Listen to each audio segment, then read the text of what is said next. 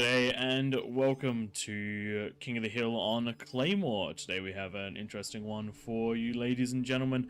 We've got a normal 11 people around the outside and 5 in the middle. This is what the game started as, or at least one of the variants started as, with everybody in that lovely middle spot and a little triangle of 2 for them to beat. There should be one player that can share between them, but unfortunately they've missed the memo and started in the very center, so they're a little bit stuck down there. Hopefully, there we go. That is the unfortunate part of starting in the acid. They're going to be missing out, but that makes it a very, very even match. Hopefully these players will be up to snuff. If you are the Peasants team, one of the things you've really got to make sure you do is work together. It is impossible off of the 5 mexes each player is allowed to have a super solid offense unless you work together with your buddy. Push your income together to get that T2 lab, get all of the combined 10 mexes up to T2, and then try to roll down your opponent through one lane, potentially harassment through both. If you're a king, make sure that you grab yourself that fusion well and truly before the 10-minute mark, otherwise you'll have no chance of scaling and building units into the late game. Some pretty strong kings in the middle for this one. We do have the infamous Cookie Duffy on the right hand side. We also have AllReasonNoLogic Fame's Twig on the bottom left in the orange trunks this time. That's right, his OS 30 is not enough to get him into the yellow trunks. Around the outside we do have some very experienced players though. Kokado, Uzi, Taxman, Ollie, and we did have Solace for usual, but unfortunately the comm in the middle did not quite take off. Everyone going through with their fairly standard starts by the look of it, getting those couple of constructors out, getting the wind up and running, getting out to all those mexes. We can see the players around the outside are starting to rotate those cons out to get those mexes in between. Very much so. And that's what they're going to need to do, because with the limited mexes in play, the earlier you get that medal, the more important it's going to be. The decisions you make in those first couple of minutes when you're running with a 10-minute no rush determine just how hard you can scale at that 10-minute mark. So for those that haven't played this one before, the kings will stay up on their hilltops, and then the peasants will stay around the outside. So those mexes in between the two are no man's land for the moment. Once we hit that 10-minute mark, all bets are off, and it's basically game on from there. But up until that point, those mexes in the middle don't belong to anyone, and then after that, whoever can hold them gets to keep them. Exactly. One of the big things to remember is not to leave your triangle though until you have defeated your opponents, and that is a harsh line. So do not grab those mexes that are in between that I can't circle because of the water, and do not go into the middle. You can, however, trickle your way around to the back of the base if you have spiders. We don't have a problem with that one. A couple of things to keep in mind: no comm bombing before the 15-minute mark. With how small the kings have an area to build, even a comm detonating right on the corner of these ramps just over here is plenty enough to destroy a lot of the base at that 10-minute mark, so keep those comms back. Having a look at Cookie, we do have at Duffy, we do have the T2 lab coming down already. This is coming off of only a handful of wind, actually 17 wind, but plenty of energy in the bank. It does look like there is a storage, and the rest of the metal is going to come from that comm. This is the sort of thing you need to do if you want to get your economy rolling. You need to have just enough metal to get that T2 constructor out as early as possible, so that you can go around and get those mexes, and then we'll probably see this lab being reclaimed in order to get the additional metal needed for the fusion, probably even 2 if we've seen Duffy go before. 6 build towers means that these build up in no time at all, so long as you have the metal. And we're seeing some reclaims as well. That was the metal storage. So just enough to get the first one and the second one down, and then the third one will start to come up once the metal is stalling. The 3 of these together I don't think quite give you enough storage to reclaim the lab, so you will have to find time to put that storage down to do it. Even seeing the energy storage almost reclaimed, but it doesn't seem quite necessary as the T1s are being consumed to get the advanced metal extractor. Just remember, you can always build these again, and they do give you the full metal value back, so the only thing you're losing is a bit of build power and a bit of energy. And there we go, that is the metal storage down for Cookie.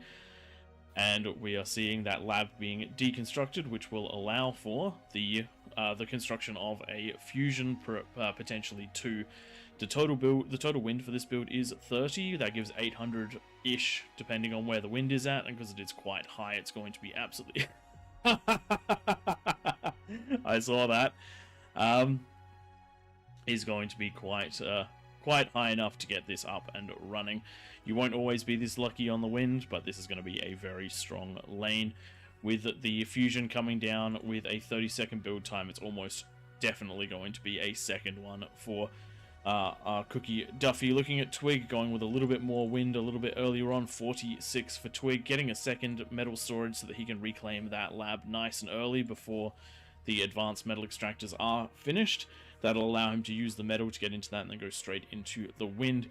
Still a good build, though I don't think it's quite as optimized as Cookie's because of that slightly later fusion. We're also seeing a little bit less in the... same build power actually, but less Cookie's for this time of the game. Going down. In contrast, over on the top-hand side, Potato is going for what is predominantly a T1 strategy. Has got the T2 out and is building the fusion, but we're seeing three vehicle labs, and interesting enough, going for the Blitz. This is going to be a fast attack, and since we're not seeing, since we haven't seen too much in the way of defenses out of these players yet, might work out. It might not, but there is 3 minutes to go, and if you see defenses before the 3 minutes, that is metal that could have gone into something else but hasn't, and that slows your economy. We love to see that first fusion getting finished before the defenses go up. Very much so. Looking around the map, we're actually seeing a good spread of T2. Only one side that I've seen so far is going for the double T2 lab. When we're seeing a lot of very competitive players out here tonight getting ready with this one. Some of the old crew getting back into the match. Twig going for the super classic build, which involves the spam and the T2. We'll see if that pays off for him, and it does look like Cookie going for slightly more of an advanced build. There we go. I was right in the fact that the second fusion is already down. The conversion is coming up, and the labs are going to go down. We'll see what sort of defense he's got there, whether it's going to be all unit-based, or if it's going to be a nice mix of structures and units. Just remember, do not use structures offensively. It looks like we're going to have a reasonable fight coming up. Most of the Kings look relatively well set up, and they've got their fusions up or close enough to it, so they're going to have enough time to be able to build up some of those armies before that 10-minute mark. I can already see some armies building for some of the peasants and getting very close to having some of those T2 economies up themselves. So depending on who decides to either defend or push on which sides, we could have some rather interesting clashes coming up. I'm hoping to see this mass spam doing a lot of damage. It does have the right place to go in, but there is also the right units being built to counter them. It'll come down to where they collide and if they can get past the Jags. Jags a nice fast unit, but the Rover's a little bit faster again. Something to bear in mind when playing this game mode: information is king. Building a radar on the high ground, just like Grumpiness has done, gives you a lot of information into the bases of the enemy. One of the first units that I tend to bring out from the T2 lab is an Umbrella or a Deceiver, the radar jammer. That means that I can hide where I'm putting my defenses and hide where I'm putting my units. Gives a bit of an advantage. But for the peasants, we're not seeing anything like that, so good information for the Kings. Looking quickly around the map, does look like Twig is set up. Does look like Potato's going for a slightly defensive play. Looks like... Oh, this is interesting. Jalio's pulled his defenses right back to the higher ground. We'll see how that one runs. And Cookie getting ready for pushing out. With 5 seconds to go, quick bandbox across the map. You can see where the units are. There are several of the Peasant players that do not have units at this point, and that's going to be a rough start. Zooming into that first clash right now for Grumpiness. Has managed to get the Jags in a very good position to clean up, but a few of these, so close. Almost made it so close, but unfortunately not going to happen. Plenty of beamers on the other side to try and deal with this, Those but tanks are going to punch through. we've seen this before. It is amazing how much damage incisors do, and they are in at the base. They are not going to be there in great numbers, but a couple have made it through. Unfortunately, only a little bit of wind going down. Does look like the T1 blitzers have gone straight into the base of Ollie. Side. Not quite enough defenses right there. Twig spreading out around the map. Looks like he may have tried to go through the middle. I can see a few shots on the ground, but has not managed it and is now moving around the outside. Has found Taxman, is using that spam and the Hound to range on. The spam already in the base takes out the conversion, which is a big chunk of the economy, and the wind is getting taken out. A couple more of those go down and it will chain react. Unfortunately for... What's that? Potato on the left-hand side's done a great job pushing out. He didn't have too many units, but he's been really aggressive with them. Cocato is breaking the rules right now. We need to hit pause. Yeah. I can hit pause if needed. Ooh. Oh, Cocato's going for the wrong base. There we go. He has moved back. It is easy enough to forget what you can and can't do, but you've got to beat your triangle before moving out. It does look like the Peasants are in a rough spot right now. No overly successful attacks on the Kings. Unfortunately, the best shot they had was with Grumpiness, but the mistiming of the Rovers and the Incisors meant that the Jaguars could move between the two fights and do what they needed to do, and now the Mousers are picking apart the shorter range defenses.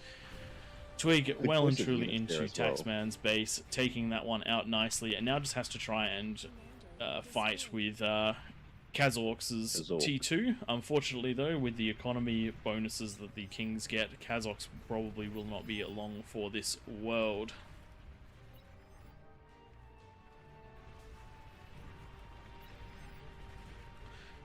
Looking around the map, we're seeing Jelio's defenses, pulled back defenses actually allows for a lot of these beamers to get their firing angles on, and that's left a huge amount of wreckages in his base that he will be able to recover. If he gets a bot lab down with some res bots, or even just sends the comm to clean those ones up, that's going to boost his metal a lot. However, metal is not the problem. It is build power. He's got plenty of energy, but not enough in the way of build power. 133 metal is a lot of metal needing to be spent, so hopefully he can scale up as time goes on, but thankfully not too much pressure out of the purple player coming to get him. Twig cleaning up Potato cleaning up most of Scimitar, little to no defenses, which means that there was not too much in the way to stop him getting in with these blitzes. The blitz is an interesting strategy. They're very fast and high DPS, which means that they were able to move around and get the damage done, attack where the player was weakest.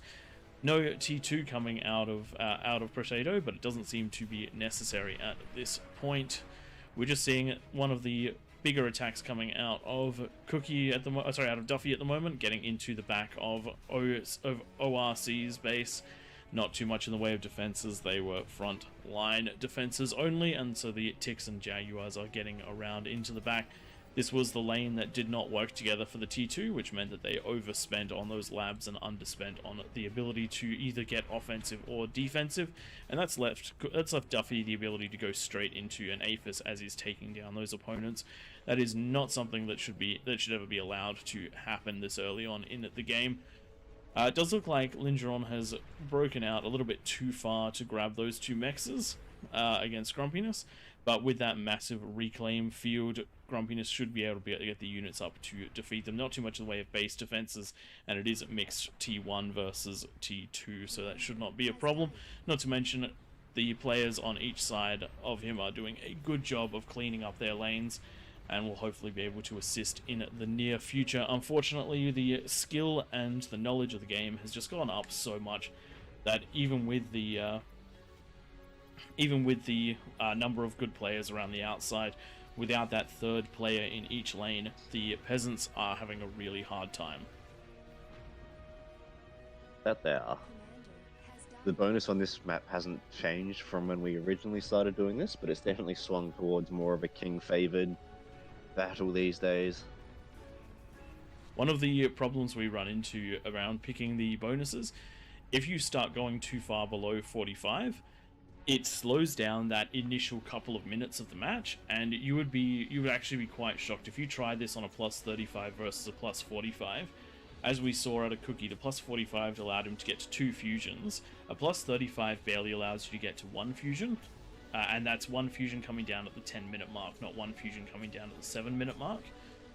It is quite a difference right there. Does look like Grumpiness now cleaning up Lingeron, who is falling to that T2. The T1 just not quite enough, and the T2 units just did not get there in time to help defend from his allied player.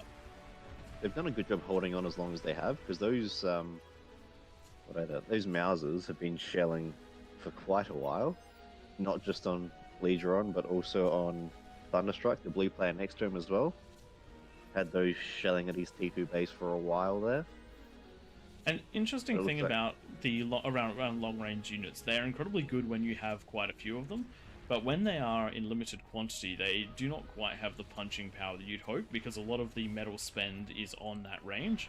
Something which is very interesting, on Supreme Isthmus, one of the tactics at the moment is to get just a handful of Sheldons out, 2, 3, 4 Sheldons onto the front line, and I am surprised that it makes that much of a difference, because I don't find the firepower from 4 Sheldons to be anything to really worry about, but that is the current meta, which means that I'm probably missing the point altogether. Quick attack right here, massive spam from Cookie's Duffy, trying to break in through the front and the side, but plenty of defenses there. A tiny bit of a misplay with the Mausers. If they'd been on a fight command, they probably would have done a little bit better, but getting right into the fray there and falling to those thugs, but with a second Duffy, you do not need 9 Aphis.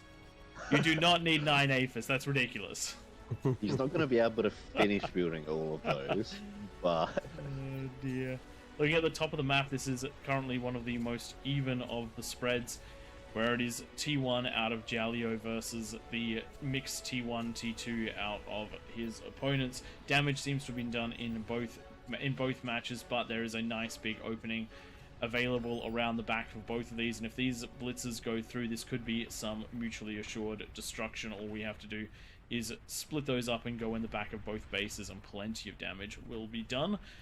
Even just taking out those mexes will be a nice chunk of chain. Blue pulling the units back to defend this, but there's only going to be a handful there in time. Blue being the current biggest threat. Going to walk straight into the conversion first. That will take out a few of the blitzes, but with so many getting in, so long as they're controlled decently well, they should be able to grab the fusions. They just have to stay away from the main army. I'd like to see them targeting that build power on the way past. Got to try to take that out best as possible. Beam is doing a lot of damage. Doesn't look like it's going to clean up. A little bit of mismicroing there means that we're going to be seeing a nice metal donation for Kokado. Kokado very capable of making use of that. Does need more build power though in order to make the proper use of it. Purple trying to get in with the ticks to deal with this, but the blitz is a very nice counter to the ticks as well as the beamers.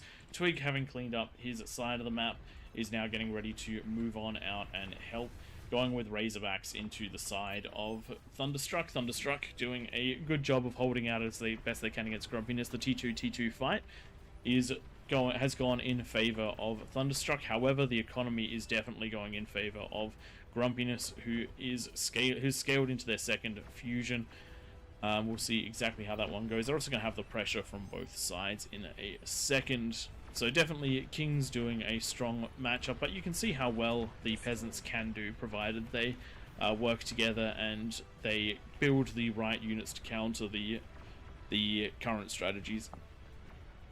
And this top lane still could go either way, as not too much scaling has happened out of the King, and there is approximately an equal footing between the two. It's going to come down to APM and unit choice up here, or it's going to come down to another player coming in to swing the lane. But if we're lucky, we won't see a swing in the lane just yet. Hopefully the players will move down and give the players in the top a chance to duke it out before coming in and intervening. big push coming in on Jello on that top side. Those beamers are doing a whole lot of work up there. I was not a big fan of pulling all the defenses back this far, but it does look like that killing field has given him the ability to swing the units in whichever direction he needs them, and has done a very, very good job. It also means that the wreckage fields are much closer in and hopefully easier to get. So we'll see how that one works, but now we do have the T2 sieging units coming along nicely, and they should be able to start taking out those beamers as we see the first Mauser shots actually landing on the labs, but now swapping to those beamers. Blitzers trying to get in behind to clean them up, but they are being taken out by the combined Sheldons and Stouts. It does look like the time of the Blitz is running out, but unfortunately the ability to produce much in the way of something else out of Jelio is running out, because with only a plus 91 to that economy, and with how much of an army is outside that door, the units must continue, but they're coming out in drips and drabs now, so the sheer volume, so they're being taken out before the volume of fire can reach most of the blue players. Still, does it look like Cookie is coming in to try and cut off the reinforcements on the right-hand side. The beamers doing a good job of cleaning up what's coming through, but it is some glorious tick-on-tick action across the top of that lane. Thankfully for Jello, he's managed to hold out long enough that the others are coming to support him.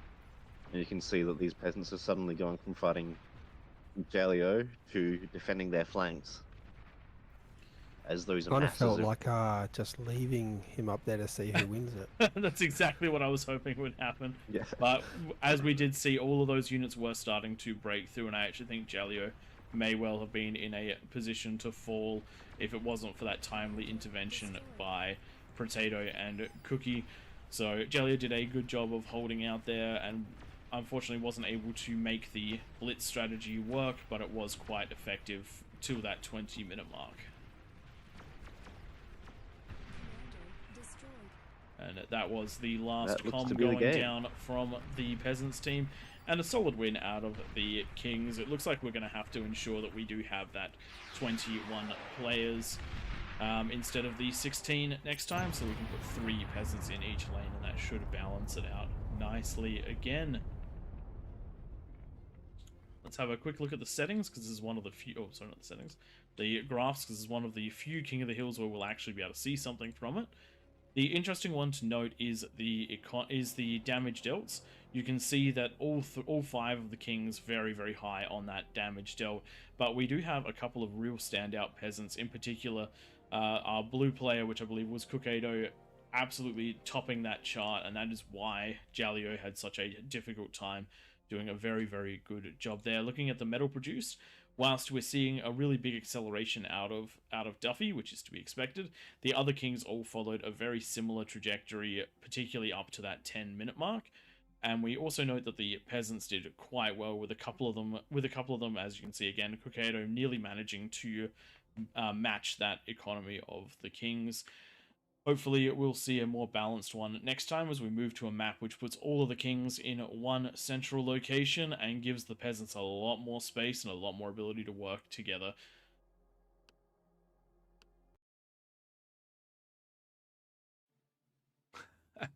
And now we have the opportunity of checking out what Chad is saying. Chrono, has the sound been fixed? I did take about 1 decibel off of my max audio, because while I was editing one of the videos, I noticed I was getting some crackles and some pops from going into the yellow and the red in my recording software. Let me know. Zeus, go Power Rangers, hopefully. Hopefully the Power Rangers will come in and take care of business. Blizzard, Elder Cookie Lord has come to assist the young king in his conquest. Correct. We have many cookies in the chat, and in fact, I see you in the chat. Sorry, in game. 23 OS is not bad at all. Nice work, and glad to see you in the Cookie clan. How's the weather over in Greece? Good day to a couple of our regulars. Psycho Pew Pew, glad to see you in chat, and Ortab, thank you very much. Nice to see you guys, and I hope that, and glad, thanks for the feedback. looking around. I'm just going to pause the YouTube because it is taking up some of my glorious bandwidth. All right, Twig, Tank Tom, what are we setting up for this time? We're like jumping we've got a into throne, and we'll turret. get 7 more kings up on the hill. Potato and Duffy, they can stay there if no one else jumps up there, but everyone, if you want to try out as a king, jump on down to team 2 and you'll have These priority. are about a 55 these days, aren't they? See how many people we've got in game by the time we've got the kings down there. I'm inclined to round up at the start because we often end up with more towards the end than we. We do. Good Once call. these lobbies start going up, they start going up pretty hard. With 40 players, a plus 45 is pretty good. With 50 players, a plus 55 is good. And with 60 players, a plus 65 is quite good. And we're going for the 55 at the moment. To Happiness, Baby Evis, Orat, I Kill You for Fun, Kazork. And we'll see if anyone else jumps down there. 7's what we need, isn't it? Potato and Duffy were just kings, so we're just going to give others the opportunity if they want. We can have 2 more kings down there. We're up to 50 peasants, so we're in about the right spot.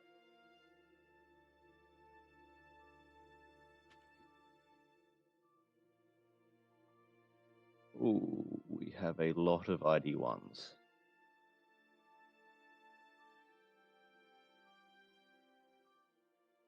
Okay, that is not a command that works. Trying it all out. Yes. Ah, it's $.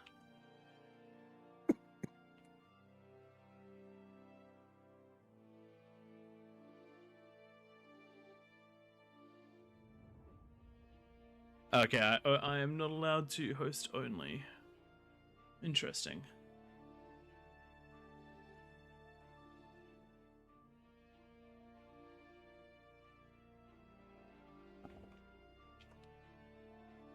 Those of you wondering, just checking out a few of the commands, I was recently allowed to become a moderator for the Kings to try to assist in making the games nice and smooth. So you'll probably hear me trying to get a few of the commands working over the course of the game. And then hopefully over the next couple of weeks, I'll be able to take care of everything. With luck. With luck.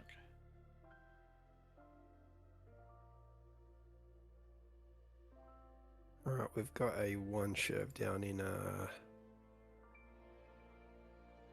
Kings. We have no problem with 1 Chevs going down there, but maybe give us a heads up first, and we will let us know that you know what you're doing. But if we don't know who you are, unfortunately 1 Chevs need to prove themselves on Raptors first, where there's more lanes that can be covered. One of the things to bear in mind is that if you are not confident in the as being a strong player, then I definitely recommend a couple of rounds of peasants first, because as a peasant you are 2%ish, 1 to 2% of the whole team. As a king, you are closer to like 10 to 20%.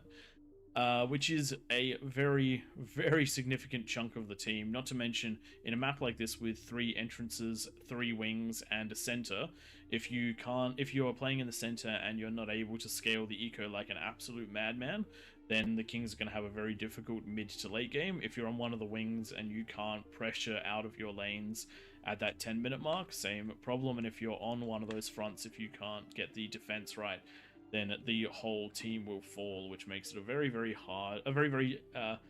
difficult thing to just jump into with little experience. However, as Twig said, if you are very confident with the game, then do let us know.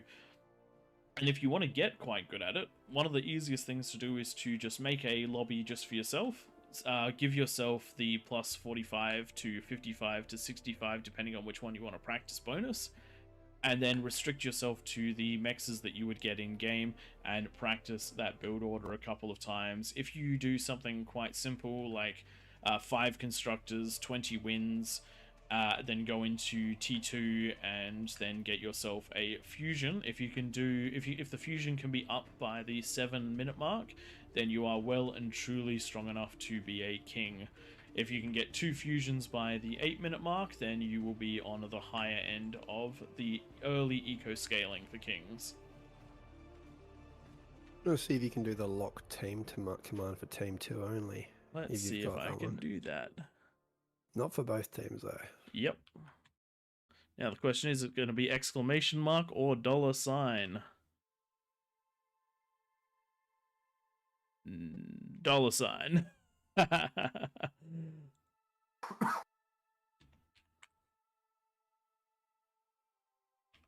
That should be all the IDs fixed now too.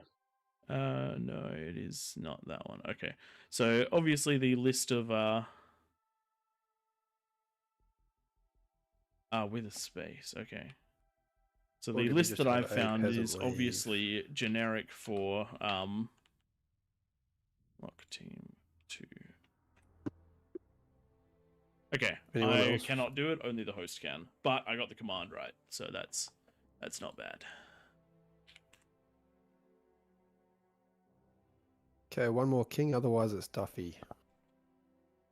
Do it. Let Duffy have his chance. He knows he can do it.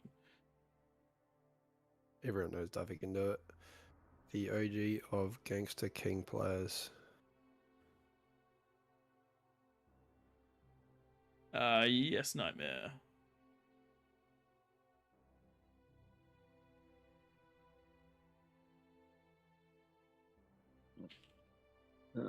I saw Rosie wants to jump in there as well, so I might just do this.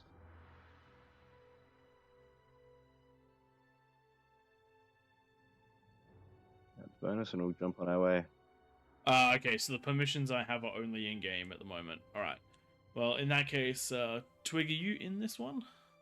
Yeah. All right. I'm gonna try the /destroy command on your comm just to see if it works. You shall not. You wait until he's just about to do a D-gun and then you test it out. No, I'm going to wait until he's got his comm next to the T2, Geo. What you can do is tell me, is that saying 63 players now up there for the peasants? Yes, it is. Nightmare's just letting me know some of the things I can do in messages at the moment. I'm going to have a bit of fun with you tonight, Twig. I'm going to get this one rolling, and we'll...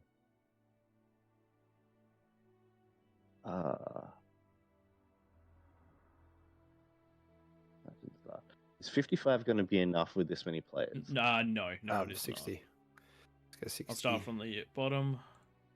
I'll start from the top.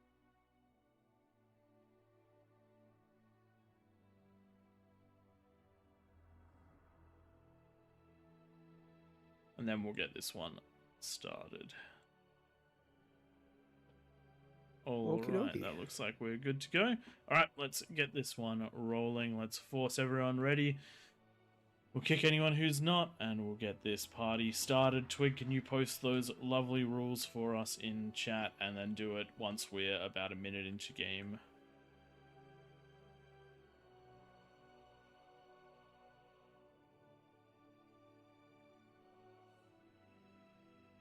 Got a couple people that aren't readied up, so we'll give them a couple seconds and we'll start specking people. Readied on the ring, so there we go. That should be everyone. Let's force start with this one. I kill you for fun. Newt Newt. Let's get this one rolling. Blizz is asking if there's a rule against comm dropping. There is a rule against air, which is going to do the same thing.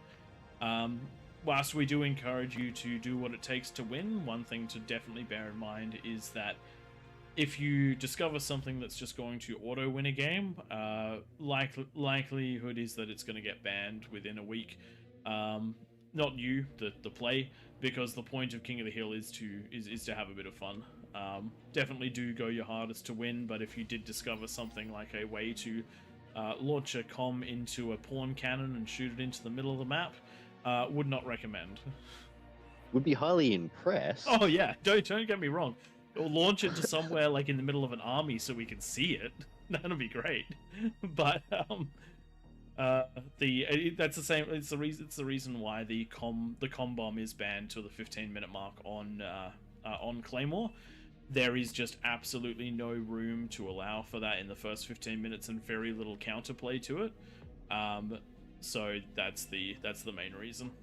Similarly with the air is off for the exact same reason. If the air is on, it is nearly impossible for the kings to win, because you don't have to guess where an economy is going to be. You know where it's going to be, and it doesn't take much to set them off. Similarly, if you just keep managing to get bombers to fall onto the build power or the conversion, the kings will fall behind very easily. The bombs don't even need to land. It's just the bombers in enough mass will hit enough targets as they go down.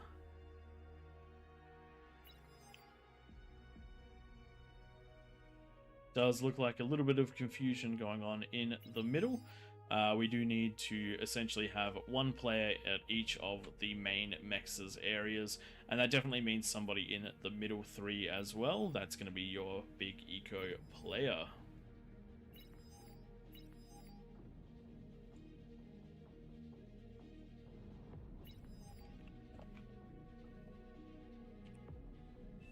Looks like they're working it out slowly there. Quite a high OS center, isn't it? They should know what they're doing. It's a mix. We've got OS 14 through to OS 45. So quite a good mix, though. I will admit one of our OS 17s is a very strong and well-known player. I kill you for fun. Clan Newt. Definitely not his first King of the Hill.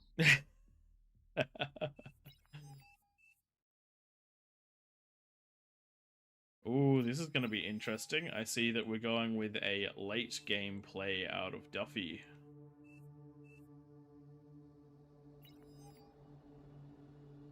I don't reckon it's going to be that late. There's a couple cookies over there. Tasty. Fingers crossed they get enough support. Imagine what they could do if somebody from the middle ring sent them some eco. That would be utterly terrifying. Correct. Just remember, you don't necessarily have to be in the same place to co-op eco. All you have to do is be able to send them resources. The only thing you can't do remotely is build power. And if there's enough comms there for build power anyway, you're good to go.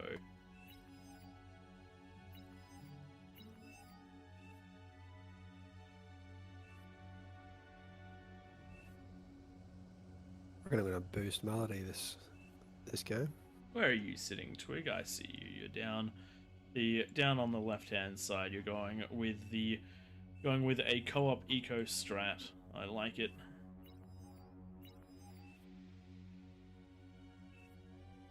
I'm actually seeing all of these geos pretty well. Yeah, it's going to be challenging for these kings. I feel like this is potentially one of the hardest maps to king on these days. Just because of how limited your space is and how many avenues there is to attack. It certainly does become a bit of a siege warfare time. Because you can't get your defenses away from your eco on this map. Like on Raptor Crater, you can get your defenses near the ramps or between the ramps and where you're building, whereas on this one, your defenses are right on the edge of where your eco is. All right. Particularly when you get things like spiders coming over the edge. Remember to hit that record, Prey. Yeah, I was going to say, it might be time for a bit of a forced start.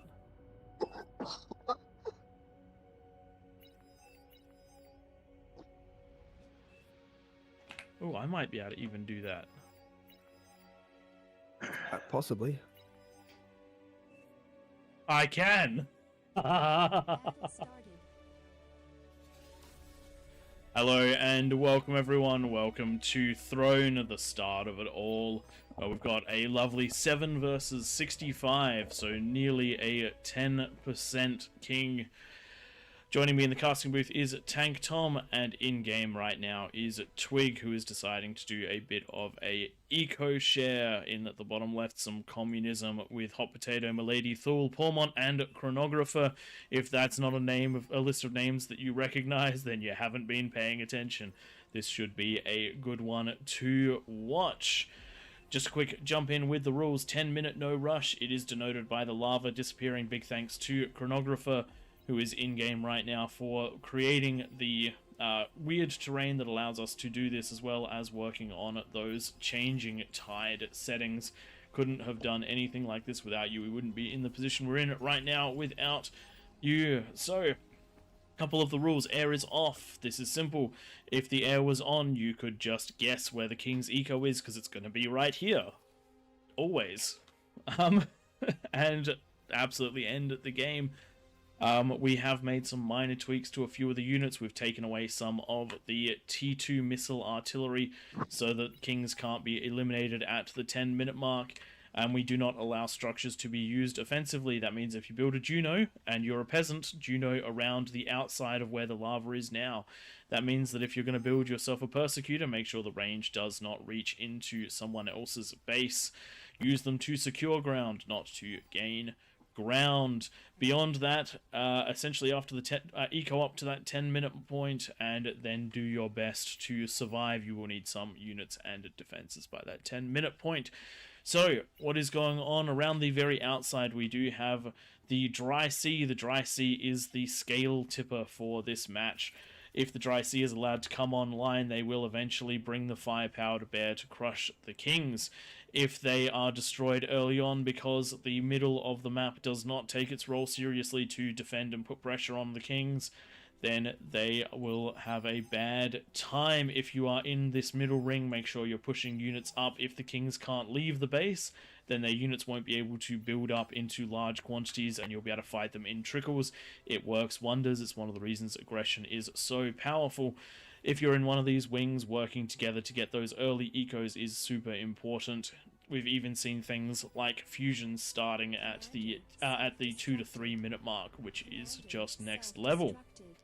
In the middle, if you're playing at the very top of the island, you are going to be responsible for handing a T2 constructor to the 3 players on the ramps, as well as trying to get yourself to that eco point as fast as you possibly can. If you're on the edges, get enough defenses around the edges to stop those pesky spiders from walking in, and then work your way into getting the units down the ramp at the 10-minute marks. If you're in front of the ramp, some defenses and T1 units to support the T2 pushes from the wings is going to be super important. A couple of things to note: a few of these spots around where the lava is right now are actually traversable terrain. So for example, right here is somewhere that units, particularly bots, can walk through, so make sure that you remember that as an offensive path and a defensive location. I've seen a lot of comms being blown early this game. 5 comms already down from the Peasants team, as well as, actually I think it's 7 comms down from the Peasants team, as well as 3 from the Kings team. So that's going to be a lot of potential eco available. The more eco you have in the first couple minutes of the game, the faster you scale to that 10-minute mark. The first few minutes are super critical in this one. Not having the commanders for the kings is an interesting choice. They are hugely effective at stopping some of the early T3 pushes that come out of the peasants, which are utterly terrifying, because depending on what you got, you may not have anything else to be able to stop them at that point. See, I'd rather just use the economy to get to the point where you can defend it. I do think that it is worth having them if you're having to fight something like an early behemoth or an early juggernaut, but most of the time you'll be more effective pushing out and dealing with the teams that are trying to get built up. One of the things to really note is that a lot of the co-op corners are centralized around a geo. That geo will be there. No questions asked, no vision needed, the geo will be there. If you can't see it, fire on it manually anyway, and you'll get it. That is also usually central to a lot of these build orders, which means that you can really cripple a lot of players. For example, right down here where we do have Victor 12, has built the T2 lab and the build power and the APHIS in range of that advanced geo. That is a risky move, but also it's going to be a fast building move because it means that all of the build power can be centralized to all the players that are working together. It means that everyone is able to put everything they can into this one role, and it's going to be as quick as humanly possible. But it does also mean that if a player sits, say, a catapult around about, I think it's around about here, in the where the lava is right now, where it won't be in 10 minutes, they can hit that geo spot. So very scary options right there. Having a look up the top, just by the way, that is an APHIS building. Just that's crazy. 6 minutes with an APHIS building, and that will be up by the 8-minute mark at the latest. Looking up the top, we do have was going up. I thought it was a fusion. Looking up the top, we have just had a fusion pop down for Baby Elvis. Baby Elvis experienced in Kings. Rosie, a little bit behind with the fusion, but this is also a warm-up game if you're reading chat as this one started. Kazork similarly positioned. Middle of the map does look like they are sitting that little bit behind. They're sending some T2s out. No fusion and no metal. They've gone into the advanced solars, which is not necessarily a problem, but you have to play that reclaim game to get it just right. Anything that doesn't need to be here right now, aka those solar collectors and winds, if you do have those 6 advanced solars, could be sucked up by the build power to get yourself those advanced metal extractors just that little bit faster. Every second really does count. Looking around, it's easier to get the energy back up rather than the metal. Exactly. Looking around the map, Cookie, who started with absolutely no mexes. Just bear in mind, this corner does start with absolutely no mexes whatsoever. They are well on their way to the fusion right now. If we see a couple of these bots being consumed, then that will be a fusion up and running. A pre-10-minute fusion around the outside of the map is absolutely crazy. I do like seeing this over here from Grumpiness. They've taken the opportunity to have a 2-mech start. They've got themselves the T2 builder. I think they would have co-opted with someone to get that. And now they are using the space on the dry sea to scale their economy. One thing to bear in mind, wind does scale super well. You see it in Supreme Mythmas where some players scale by building wind down the left side of the map. Just because we talk about having a fusion, it's because it produces 1,000 energy. We're mostly talking about the consistent energy production and conversion. You can do it with anything you want in the game. It is actually one of the most efficient ways to do it with wind. It just isn't space efficient, and it doesn't allow you to centralize your build power the same way that a regular fusion does. But this scaling should be pretty crazy out of all of these players. It does look like a good mix around the outside. All of the wings looking quite strong. I believe APHIS down for Jaleo, Potato, Lingeron, Psycho up in that top hand side. But compare that to this top left wing where we see a little bit. There's still a lot of co-oping, but not quite as much. Where we do have multiple T2 labs already down. The advanced fusion isn't down yet. All of this stuff is building, and everyone is out of metal. This is one of the hardest situations to be in. You do need to work together to make all of this happen. With a little over a minute to go, let's have a look at what's going on. Can you do me a little bit of a favor, and on your massive screen, just check out the income for Victor. Might be at the bottom of the list. Victor 12, that's over here, yes. Victor is sitting at 150 metal a second. Massive. 150 metal a second is huge. If we compare that to the eco player in the middle of the map, they are only on plus 50. And they're getting a T3 lab, oh dear. Yeah, that's not gonna go super well. With a plus 50 to 80 metal income, that is not going He's to managed produce... to out-eco all of the kings individually. Yes.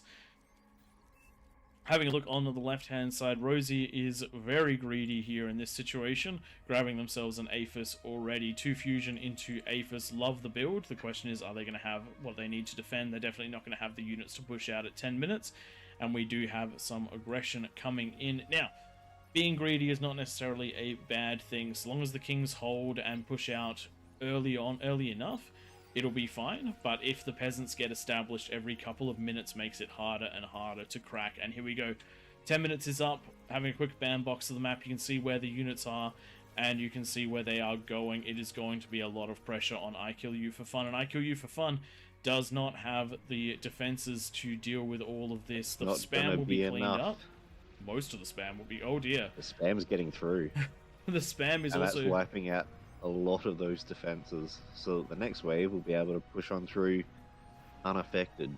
Hopefully. Unfortunately, not timing it quite right. If all the spam had managed to hit at the same time as the blitzers, I think we would have seen a slightly better result. And on the same side as well. I honestly would have waited until that demon rocked up. And pushed with the demon. The demon would have been able to take care of those defenses and allowed the spam to push through nice and easy. We do have that rattlesnake up and running now, which will help, but we're going to need to see units out of a lot of these players to try to help out. Ticks pushing in a second time, going for those defenses. There's plenty of build power to repair, but now the demon is here. The demon is going to clear this entire side, and with I Kill You For Fun's comm in the middle of it, the defenses and the build power are being taken out.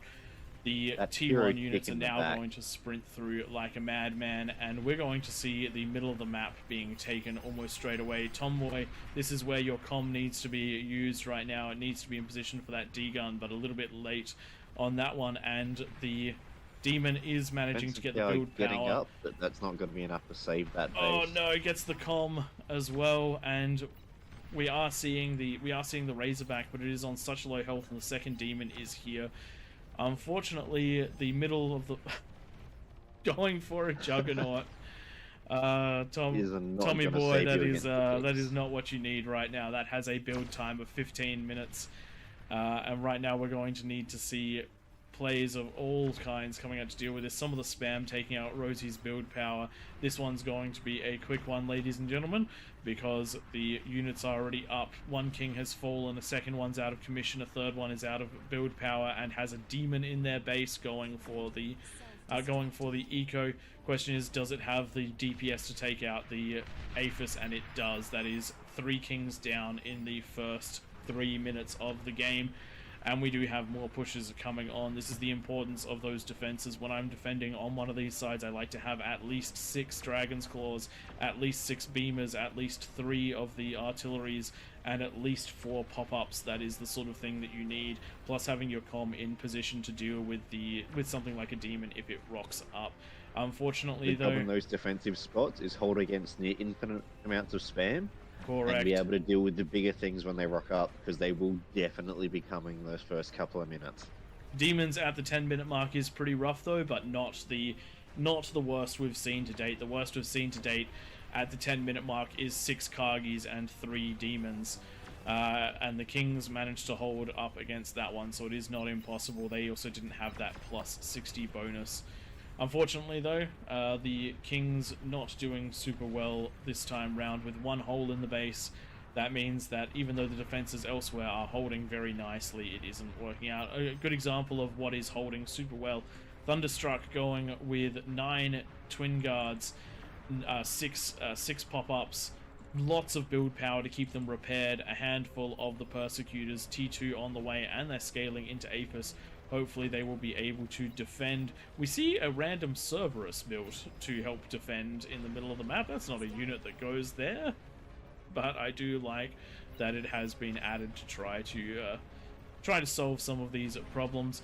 Now, this is something which is really important to look at. The bottom half of the map right now is in a position to win the game. However, we're only seeing units coming out of a handful of players. It looks like aggression out of 3 to 4 players, and a lot of these are going to be co-op eco, which means you can't say that everyone's going to be aggressive. But the entire bottom half of the map should consider switching over to units and pushing up this ramp. Send all your comms, send all of your units, and see what you can get done, because this is the moment to crush, and in particular that also gives a chance for the game to reset and for us to get into one that will be a little bit more even. Yeah, at this point with that giant hole and 3 of the Kings down, they are likely on a timer and they're not going to be able to come back from this, or at least I can't see how they come back from this at this stage. However, if they do, then this might be the best game of all time. Yes. And I am rooting for the Kings, but I'm also a realist. I'm also just giving advice on how to deal with this. If you it doesn't matter what point of the game you're in, if you do break an entrance, use that map awareness, use the sheer overwhelming number of players you have to put the pressure on. Because if this were to happen at the 20-minute mark, the Kings could close this gap up within about a minute or two. So if you can get your units up before then, it's definitely worthwhile. The Razorbacks have been a really good choice here. Twig and Milady, absolute horrible players right here, and by horrible I mean supremely good and making very good decisions, but horrible for the Kings. Firing into the shielded locations with catapults. Catapults are very hard to deal with. You actually have to control. The Kings have to. The Kings controlling the high ground is a trap. The reality is, if the Kings want to win, they have to control the area around the basically the second tier. Because if they don't, exactly what's happening right here with Twig and Milady shooting into these high ground positions, trying to get missiles into the build power, which is exactly what they have done. Twig showing off what you do. You target the top of one of these rocks, and most of the missiles will fly over because of that spread. And they will collect multiple of the build power. The catapults firing like this will not necessarily do a great job of taking out things like the Aphis, but they will take out the build power. They will slow down the Kings, and when the very, build power very is gone, good the way, units stop a very coming out. cheap way of dealing with this. It's a horrible feeling as you're a king, because you can't really do much to stop it at this stage. Unless you can get out, then they're not going to stop firing at you. Well, we can see Baby Elvis has managed to build themselves 10 catapults within a couple of seconds. And so those will hopefully be able to shell back down. Interesting that he managed to do that, considering that he is Armada, not Cortex, but that is just the way of it. This is something also very interesting to note. Even with this one side being pushed completely open, the Peasants haven't managed to break in yet. Like, haven't managed to break in a second time yet. So if this had held just a little bit longer, it would have held very, very well. The Peasants have earned the win, yes. They've also managed to take out the top side over here. We did miss that, but it does look like it was Recluses coming to a not quite well enough defended area and doing a good amount of damage. We are down to no fully operational Kings. 2.5 Kings. We're up to 3 1/3 Kings and 1 1/4 King. So that means we're up to 2 1/4. Is this Kings. the beginning of the next unit ban for Throne? What is the next unit ban? The catapults. No, why would the catapults be a problem? No. If you can get to T3, it's fair game. That's this would not be a problem if the Kings controlled the next layer, which they should be able to do. This is true. This is very true. The catapults become a liability if there's a lot of spam running around from the Kings. Yeah, catapults are one of those units where they're great when you're moving forward, but once you start getting defensive with them, they do a whole lot of damage to your own stuff. CNA first. Does look like it is now a cleanup operation without any threat to the Peasants. They were able to eco quite hard, and they're getting those T3 units out, and the Kings just unfortunately not getting at them. These ticks making it up this ramp here again, and just spreading out through everything that's up there. And that's what we need to see to close this one out. We do have the last 2 comms left. Ortab is sitting in the middle of the T2 hovers, of the T3 hovers, and the Shivas. Blaze of glory. And now we do have Tommy Boy, who is trying to do his best to defend that Juggernaut that he started building at the 10-minute mark. Still not out yet, and that is the end of the match. A good try out of the Kings, but an absolutely overwhelming amount of units out of the Peasants, and you guys actually the one gap see that what needed to happened be on the found bottom? was found. Pardon? Do you actually see what happened with the eco on the bottom? It wasn't just one of the geos. Everyone in 2 of these geo wings gave everything to just one player. Yeah, I think I did notice that there wasn't much happening on the next wing over. which certainly makes a big difference. If we look at the graphs, it should be early enough. We should be able to see the metal production. That is that dark blue line there. That is the player that got handed absolutely everything, and they are sitting in the same level as the King's Eco the entire time, and then crossing Energy, over though. and beating it towards past the 15 sort of minute mark. Alrighty then, chance with let's get Argyle. ourselves set up for the next one. On to Raptor Crater, I think it's going to be.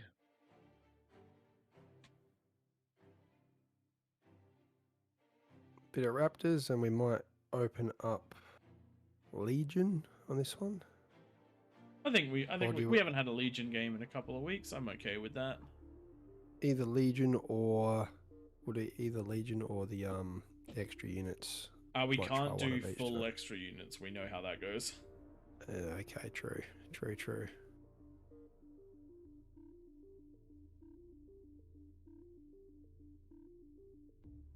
We need to modify the extra units, I reckon. I know Chrono's got the one where you can get the chain reacting T2 build power. But then we got to decide which actual units are allowed.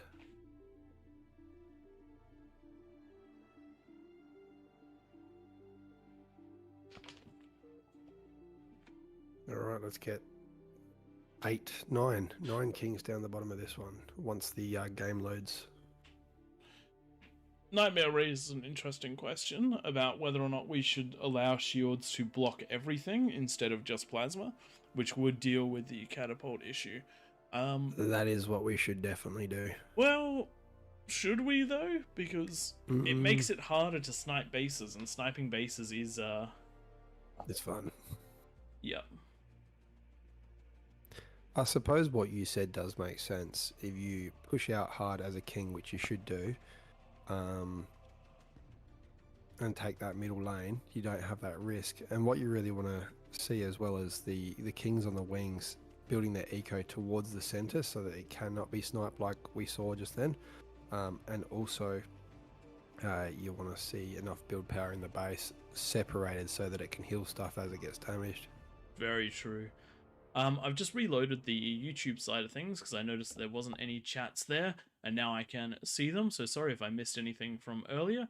Got a blue Tiberium, thanks for joining us. I am sorry, I quite literally have no idea how to pronounce your name because it's written in a language that I don't read, but greetings. Martin, thanks for the thumbs up. And Rezi, sorry that you're super laggy on the larger sides of events. These ones are not quite as bad as some of the 50k events, but if you do want to give it a go, then hopefully it will run smoothly.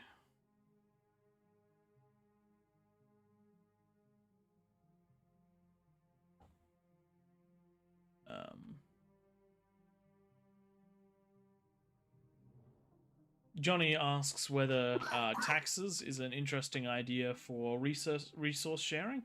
I actually don't mind that idea if the co-op ecos start becoming unbeatable. A way to potentially deal with them will be to put on those taxes, which means that it won't be as efficient.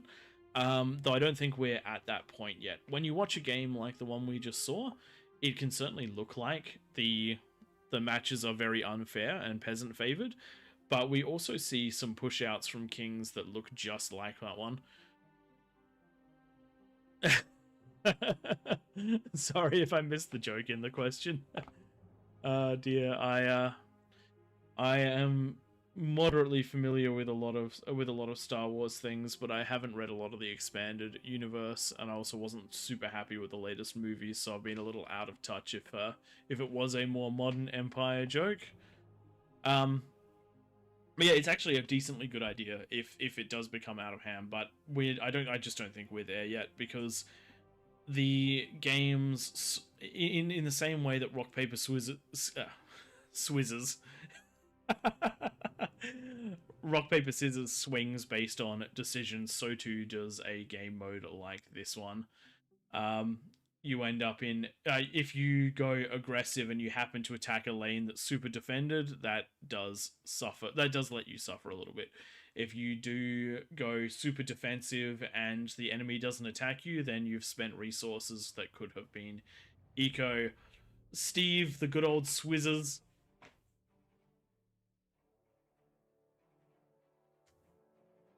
Got a I'll just do the shuriken. bonuses, this one.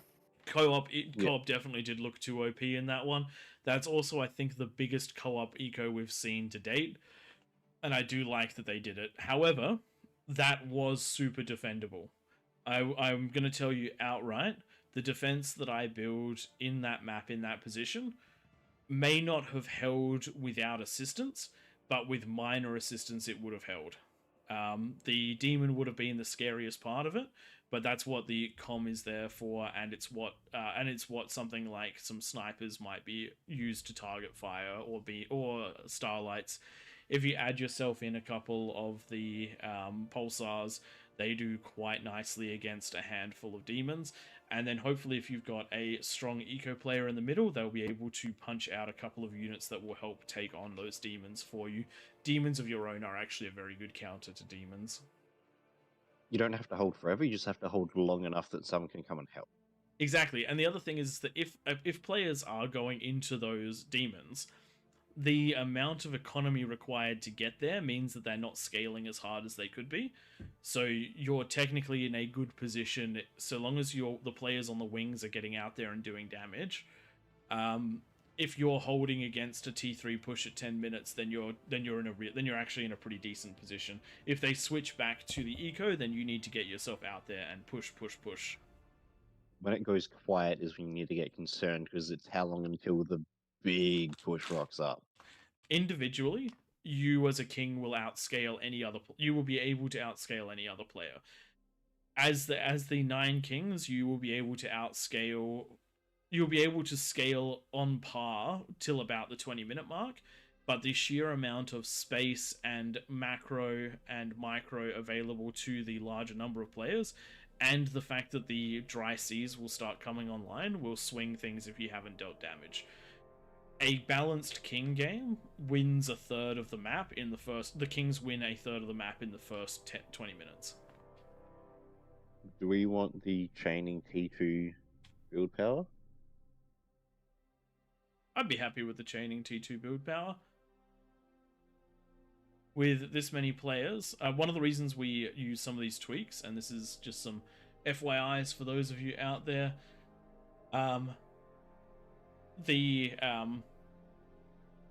sorry, I can't do two things at once. I started reading chat. I'll finish this and then I'll get to chat.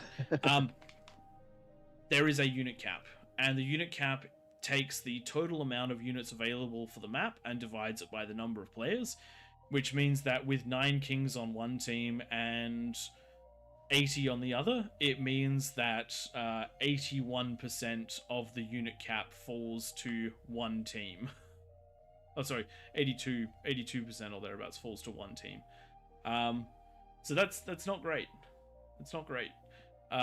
Which means that the T2 build power is super critical for the kings because it gives them more units to work with.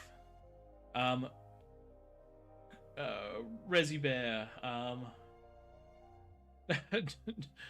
don't worry about it. The rules are, there are so many people that play this so often that the rules do not get stated enough anymore. We really need to get better at that one.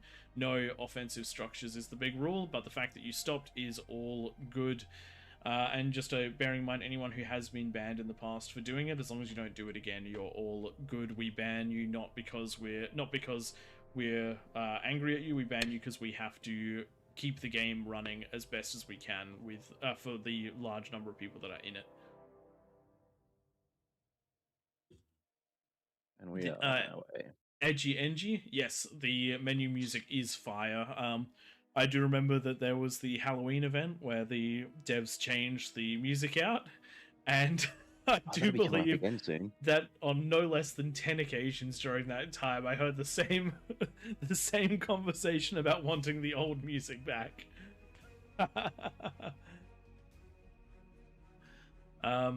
Johnny Drops Tables making sure is telling me to make sure that I mess with Twig with my new mod powers. I would, but I do not know enough of the commands, and I forgot to test them because as a man and proud of it, I cannot multitask to save my life. So once I started casting, I did not remember to test any of those commands. I will do that this time.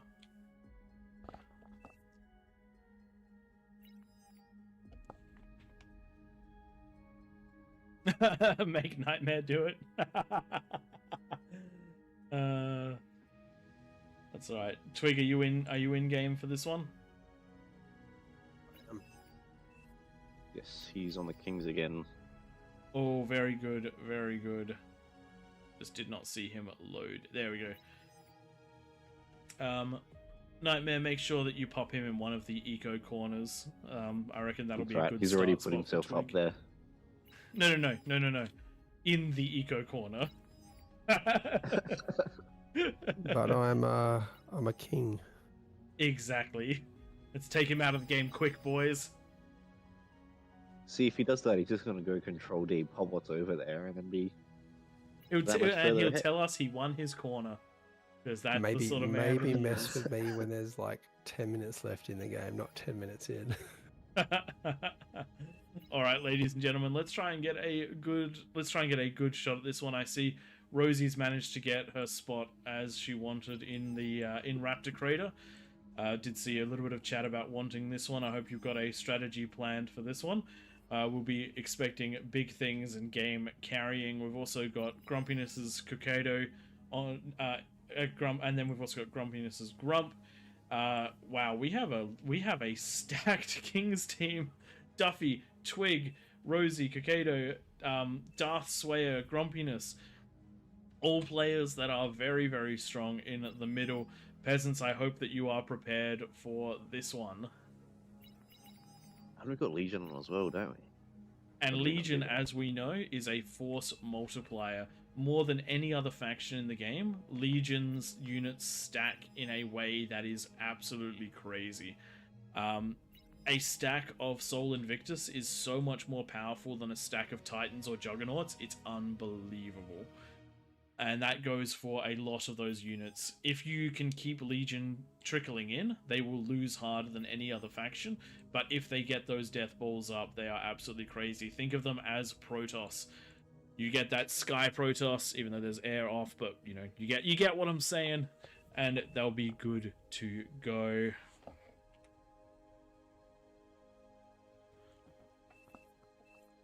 We got everyone in. Almost. We're pretty close. I'm going to give them another little bit. Twig, do you mind posting those rules again?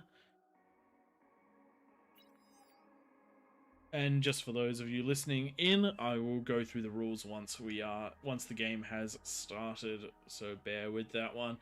Just having a look around the map, and I see Uzi starting over on this right-hand side. Good luck, Uzi. Thunderstruck, who's been playing incredibly well tonight in the bottom right-hand side. Taxman on the left with Lingeron, Jalio, Psycho, Pew Pew, Potato, Commander Wedge, Ortab, and plenty of others. That's going to be quite the nice stacked corner. Strong players from the previous games: Victor, I Kill You for Fun, Blizzard, and Baby Elvis, and Milady in the top left. Hot Potato and Amir in front as well. Why do I have to be in the top left? Why am I in this? That's going to be crazy. Chrono, Thule. I am starting to realize just how many names I recognize. I was going to try and find the people I know on the map. It's like, it's a lot. It's a about lot. half of them these days. That's absolutely excellent. And if you are someone that thinks that I've missed you and you're very unhappy about that one, join us on the Wednesday nights, because on the casting nights it is hard to get a good read on absolutely everyone. But if you join us on those Wednesday night streams, that is the best place to get to know us a bit more. We'll be in the public chat channels. We'll be running co-op versus AI games.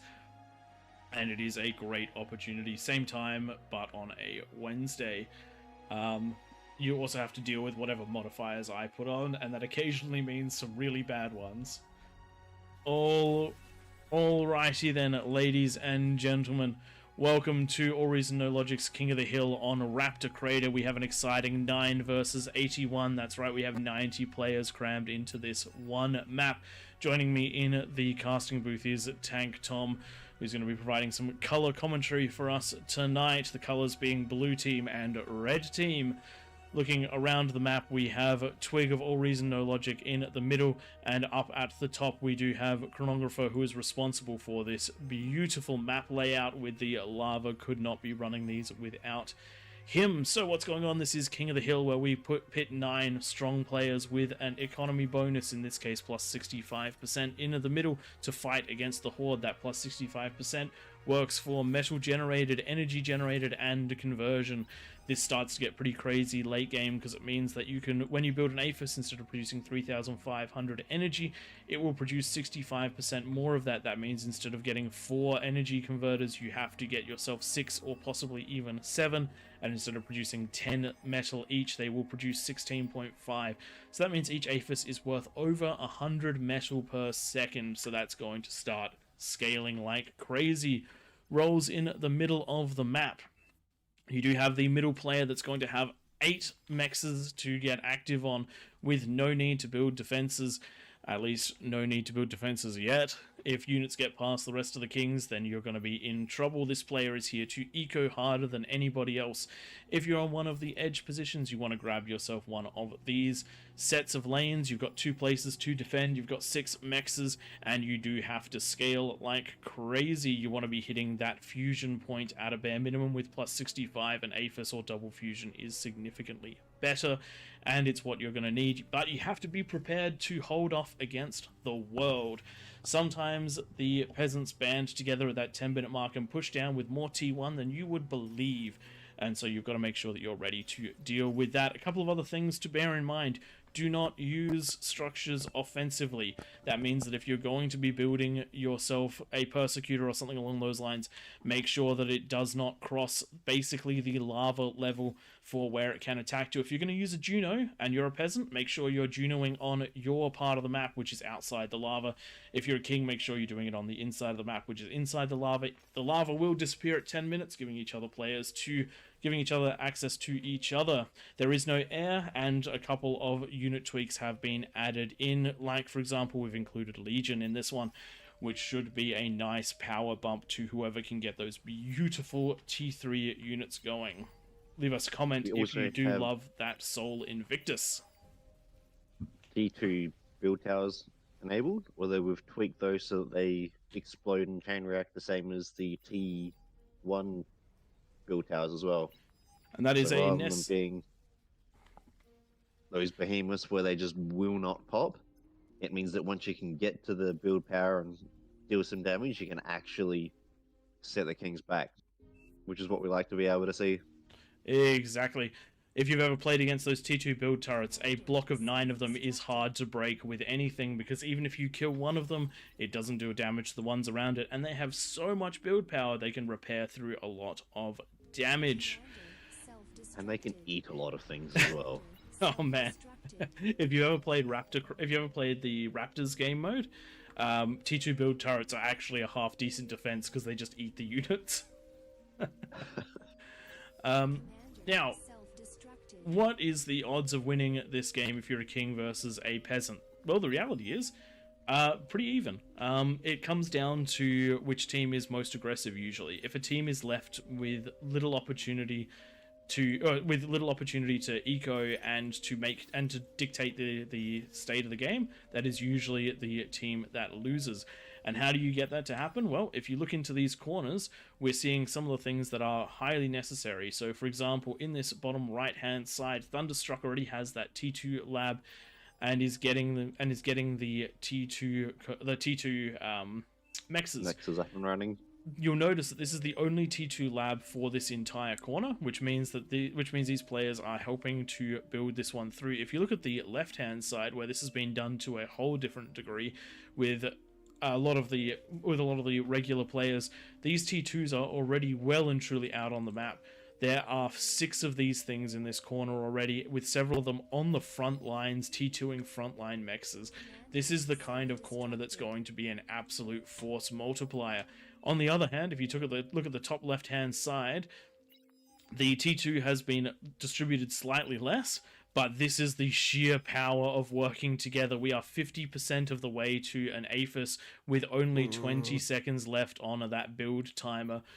If you shove 20 comms at a problem and get ready to throw them in Twig's face, you're going to have a really good time. They have plenty of metal, plenty of energy, and it's going to be a sub 6 minutes APHIS.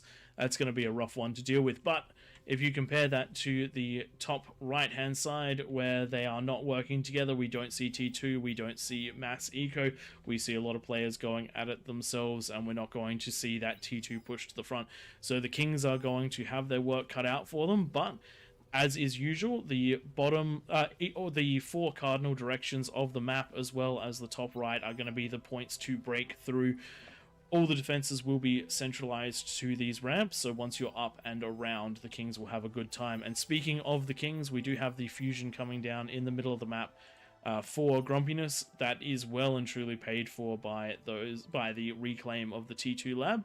And looking around the outside, players like Twig nearly halfway to theirs, just waiting on that T2 lab for them to be able to process it and push that into the fusion. Plenty of economy, plenty of defenses. Does look like Scimitar's running a little bit behind schedule here. Doesn't have all of their mexes right now, and has relied on I believe they've relied on a T2 from the player in the middle. That does not work overly well when you have such high bonuses. The time it takes is not what you need. It looks like an infinite resource has been shoved into the middle of the map for, I don't know which players. Does look like it isn't overflowing into anyone, so it could just be a neutral third faction, but it is a lovely thing that could be destroyed in the middle of the map. Will probably make it hard to see the stats at the very end. But mods having a bit of fun in this one. 3 minutes to go, Tank Tom. What do we need to see for each of the teams? So for the Kings, with this bonus, we'd love to be seeing those fusions finishing at about this point, which we can see out of most of the players. At that point, you start looking at getting your T2 labs up, your defenses up for your ramps, because you want to be able to have enough, not necessarily to stop a push, but to slow it enough that your units can mop up whatever's left.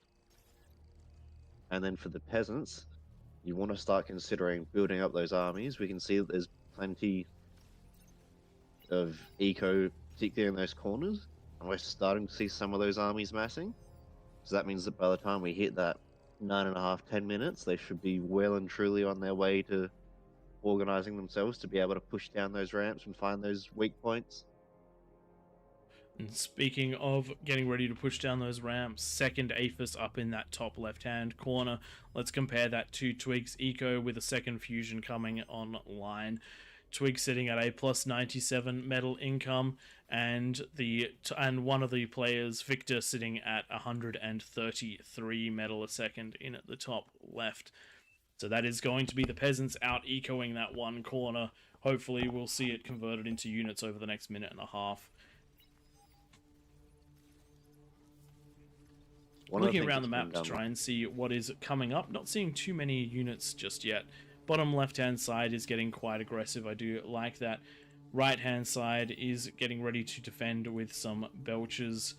Belchers are quite good for area denial, but they do have that slow tick, which means that if they're the only units available, they will struggle to kill units trying to run past. With limited defenses online, that could be a problem. Does look like Scimitar is falling that little bit behind, still has not got the units or the T2 up for that 10 with 1 minute to go. Does not have defenses. This is going to be an open lane, and with units massing in front of it, hopefully we'll see enough defenses out of Darth Slayer and Pormont to try to deal with this one. It is very important if you want to play the King's role that you do know what to do, because one player falling in that position does usually result in a quick end game for that team. You need to have an eco up, defenses ready, and an army ready and waiting at that 10-minute mark. If you can't get all three of those, particularly with the plus 60 bonus, then you're going to be in a world of hurt. Alrighty, that is the 10-minute mark. Look at that beautiful lava dropping. And let's see what we have to go. Quick bandbox around the map. And we see it is that bottom left-hand side and the top middle that's going to be the real pressure points.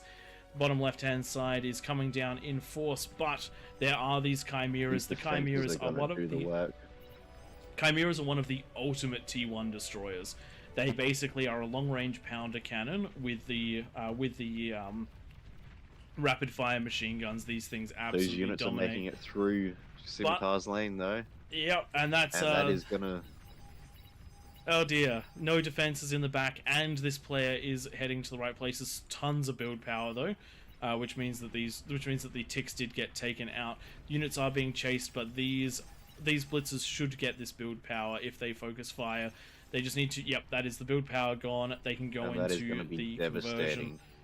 Got to get into that conversion. You're not going to be able to take out the fusion in time. You have to pick your battles here. This could have been much more devastating than it currently is. They are pushing past the middle. Good degun out of Peasant, trying not to degun his own things. That was super close. If the conversion had been taken, that could have been a bigger problem. But the lanes are still open. Thankfully, the rest has been defended. The top side Hey guys, is that a gauntlet that's shooting down at my stuff, or have they actually already got T3? Oh, they've got vanguards. Don't you worry. Yeah. Oh Have fun, man. Twig.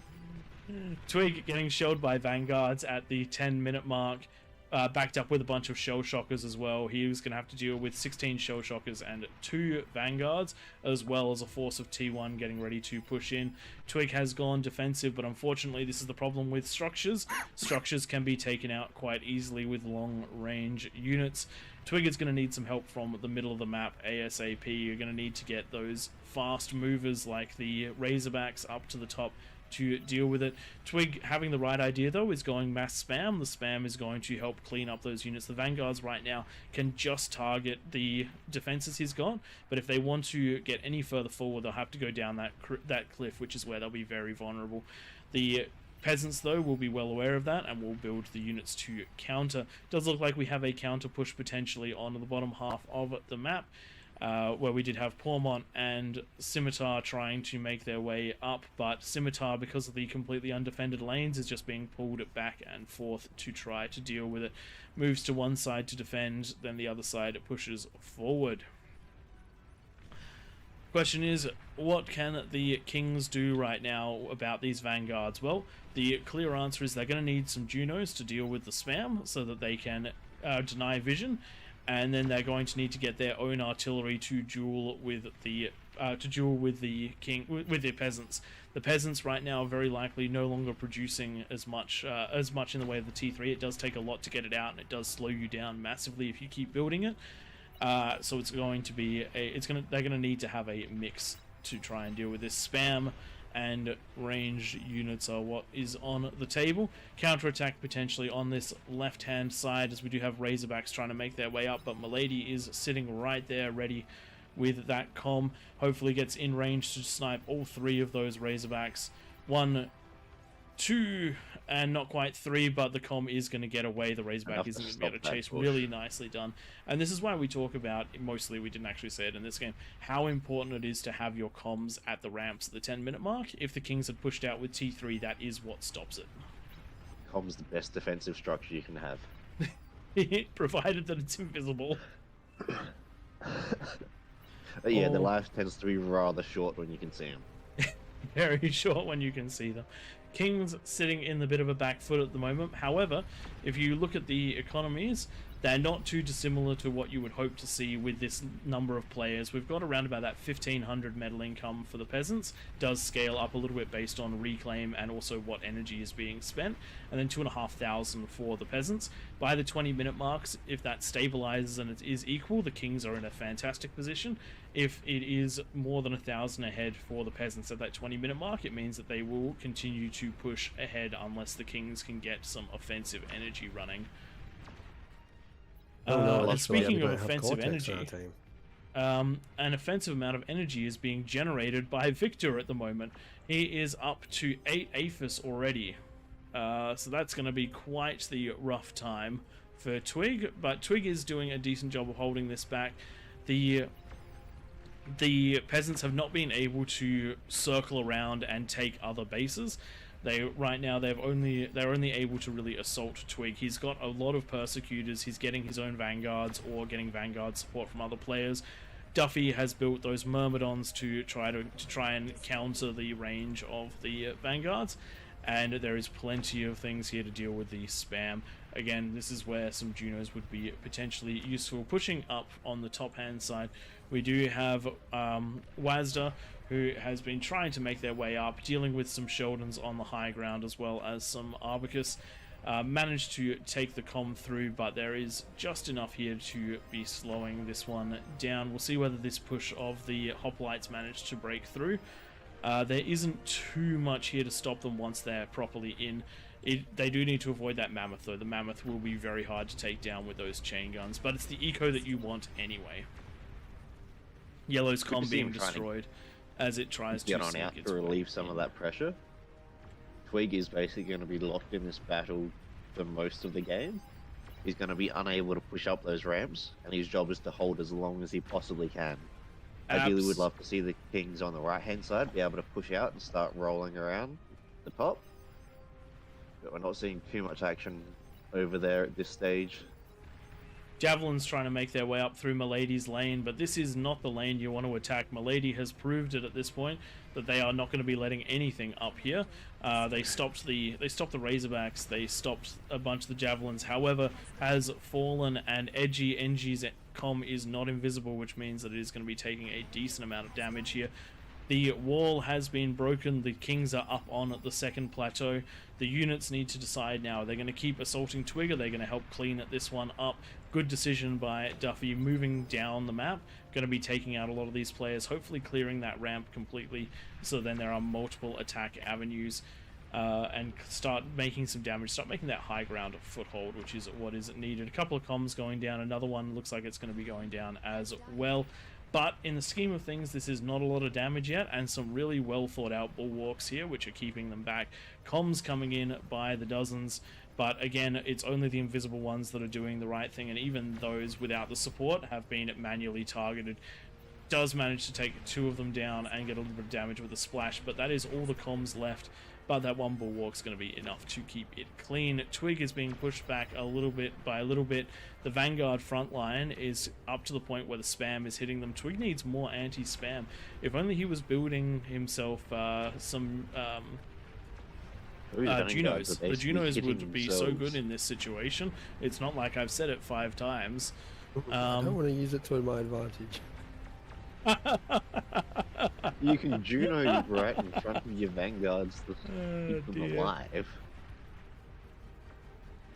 But it does look like the Kings are on quite a defensive mission at the moment, and unfortunately for the Kings, defensive is not the position you want to be in. As we've said multiple times, it is offense that wins these battles, because when you're sitting defensive, eventually the other team will get things like these tremors in the bottom left, and the range on the tremors is just nasty, and it will start pushing you back. No rules against using those, and once they start raining terror down on you, you lose access to those front mexes, and you have to pull right the way back, because they can range all the way up to about halfway between the two frontal mexes. Another big push out here. Putting this pressure on the left-hand side. This is going to require a response. At this stage, it'll likely just be from those commanders, but it will start pulling those units around so that they're not just hammering Twig. And that's exactly what we need to see happening. We need to see some of the pressure being taken off of Twig, though. Baby Elvis, getting close to being in position for some good D-guns. The spam just isn't there yet because these LLTs are taking them out. Really nice walled V position here, but finally being assaulted by those javelins. Does look like this ramp is going to be mostly cleaned up. Baby Elvis doing his best to catch, but doesn't want to fire those D-guns early, knows how quickly the comm will die, but the javelins just keep building up in numbers, and soon this is going to be a completely clear zone. Does look like Twig's managing to get his own back with the support of Grumpiness. The fire on the high ground has taken away a bunch of the artillery, and now it is just spam that's fighting against the forces of the combined forces of Twig and Grumpiness. One of the things to bear in mind, though, the eco has been allowed to thrive in the top left-hand side. 16 APHIS for Victor. Hopefully before that gets converted into mass units, it will turn into a nice attack up. The javelins doing a great job. Strong pushes on this bottom side coming into the Kings here. Oh no! Spam coming in. The javelins need to redirect, and we can see on the minimap they are starting to make their way down. The question is, can they come up in time? We do have Razorbacks making their way down from Pormont to try and defend this one, but the conversion and the build power has been taken out, which means Pormont's not going to be building anything anytime soon. Scimitar getting pushed back as well. The attack's just too much on this bottom half of the map. We're going to need to see a big response out of Grumpiness to deal with this, and that's going to blunt the offensive at the top, which is just running into a couple of Titans right now, which is slowing this one down massively. Should be enough to defend if all the units do head to the bottom. That is Scimitar out. Scimitar dying. Opens up his lane completely. Those handful of Starlights with the front line, just that little bit too much for him. And unfortunately, this is what does happen in a Kings game. If you fall behind in that first 10 minutes, you do not have the resources to deal with pushes like this. You get pushed off of the ground you need to seed in order to attack it, and then you end up in a situation where when you fall, you destroy the build power of the player next to you, and you end up crippling almost half of the map just from being a single player to go down. We do have plenty of these Razorbacks moving in, but the economy shift is not too bad. I've been talking a lot about the outside economies, but Kokaido and Grumpiness, plenty of economy to manage the middle. So long as these guys can kill some of the big threats like that Thor before they make it to target, should be just fine. But that Thor is chunky. All he has to do is walk straight and he'll find that build power. Doesn't look like the command is there going for the back across. Razorbacks. The gun should be coming out. Targeting the wrong thing. You have to target either the build power or the energy converters. And this does look like it's going to turn into a hold, but the offensive is done on the top left-hand side. Twig is doing his best to fight against the massive eco in the top left, but with units in the inner ring at the bottom half of the map, it is nasty. There is a silver lining though. If these players can get that metal reclaim, that is going to be a huge boost. But with an income already, with the King's income at 4,000, they do have the economy that they need to win. An income of 4,000 split between 9 players is absolutely plenty. And when 3 of the players have essentially been eliminated at this point, it is only split between the 5, which means it's almost 1,000. It's 800 metal each. That means that you can build yourself a Soul Invictus every 28 seconds. Would love to see some of these APHIS being given to Former so that he can get an eco back up and running again and actually get back in this fight and help hold this bottom side. Exactly, you've got to make use of the available build. You've got to make use of the available APM as well as the available unit population. Big push on the top right-hand side.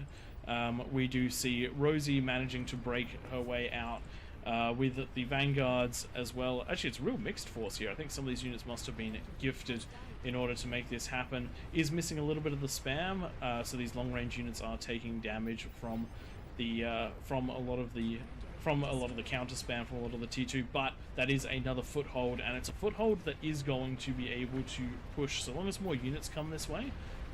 This is a top lane that this is an eco corner that can be cracked. This is a lot of players with a lot of defenses to deal with the front lane, but not much to deal with the sides. This could be the swing point that's needed, because if enough pressure can be put on, and run downwards, that will take off all the pressure headed towards Death Swayer, as well as force the players that are trying to continue to break into what used to be Scimitar's lane. So we'll see exactly how that one goes. But it does look like the economies are running reasonably evenly. There is a 1,000 metal advantage for the Peasants at the moment, but that is not insurmountable. If the Kings go full send at the moment, they should be able to do a lot of damage, and we're seeing some full send over here from Kokaido. Large number of the Daedalus, Wanira's favorite unit. That is going to get up and do a lot of damage up there. However, there's a lot of pressure building on this bottom side from the Peasants again. Oh dear, there is indeed. Just on these Daedalus, think of them like long-range Thors. Very, very strong tank unit, and they're backed up by the carries. The carries great at dealing with spam, so it's going to be comms that are needed to deal with this. Looking at that bottom side, we have the counter Daedalus push as well as the T2 mass. I don't think there's enough here to hold this. Handful of Titans, handful of Razorbacks. Kokedo having lost one of his defensive positions, and pressure coming down onto Twig, so Twig can't send units down to help. These T1 units are pushing deeper and deeper, and the Daedalus are just starting to reap a toll. Coming in from that bottom right as well with those welders. That is going to get through Darthway into Kokedo. There is a Sol Invictus, which should be able to clean a lot of this up. The question is, can it clean it up before they get chain reactions on these advanced constructors? And I do think that they will be mostly cleaned up. Yes, it does look like they will be. Yep, that's the advanced constructors to save those. Are reasonably tanky, so that has been cleaned up. And the Sol Invictus will help with defense a lot. Surprisingly enough, a Sol Invictus is ludicrously good at killing spam, but these are the danger dingoes right here. Beto 55555 has sent 2 Thors in, and these are headed in the right direction right now, and it does look like we're getting the GG call out of Cookie, out of Duffy. Oh. That's 3 economies down. That's a shift. That is a halving of the King's economy. That is not something they're going to recover from anytime soon. It has been very well fought out of the Kings, but with this pressure done, we'll see one final push coming from Twig's end, and unless it does significantly more damage than I think it will, that's going to be all she wrote as the peasants just start making their way in.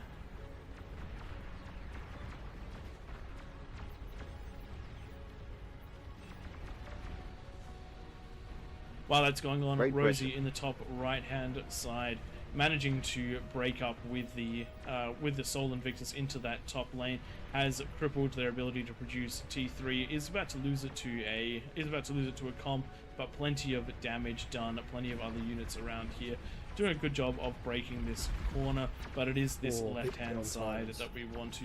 It is this top left that we want to see what is going on. Thors in front of Vanguards with plenty of spam.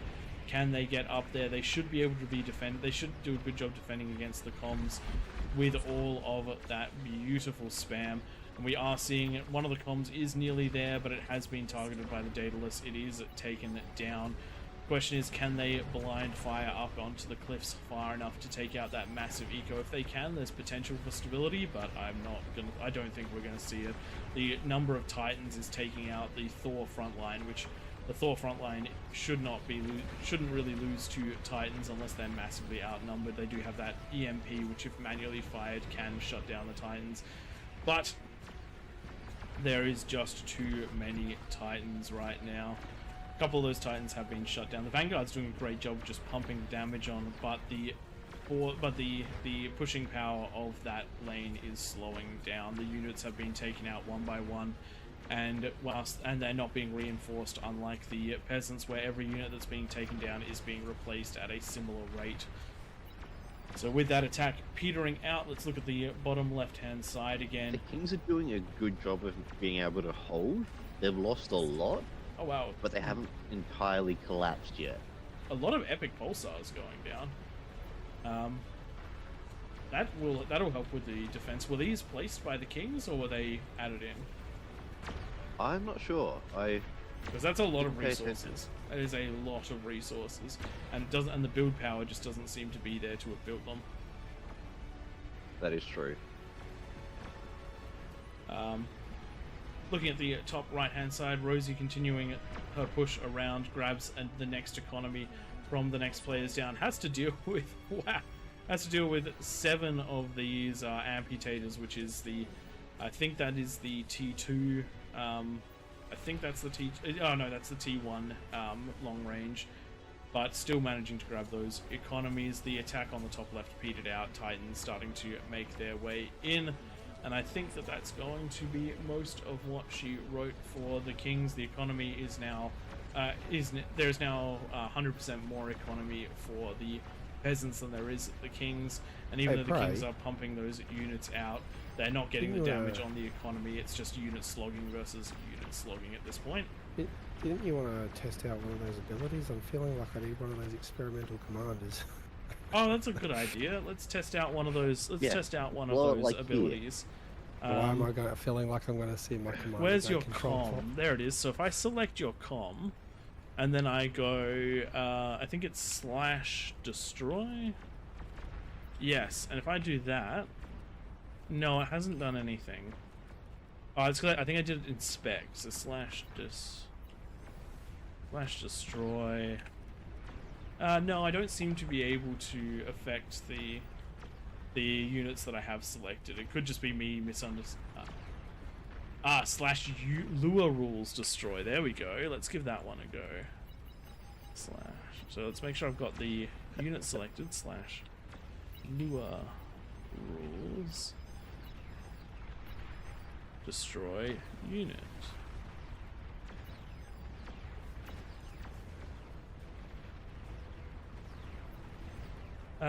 That one hasn't seemed to work either. That's right. We'll have to test this out on at another time. You just have to time it right with the Titans attacking, and then it'll be fine. Come on, com.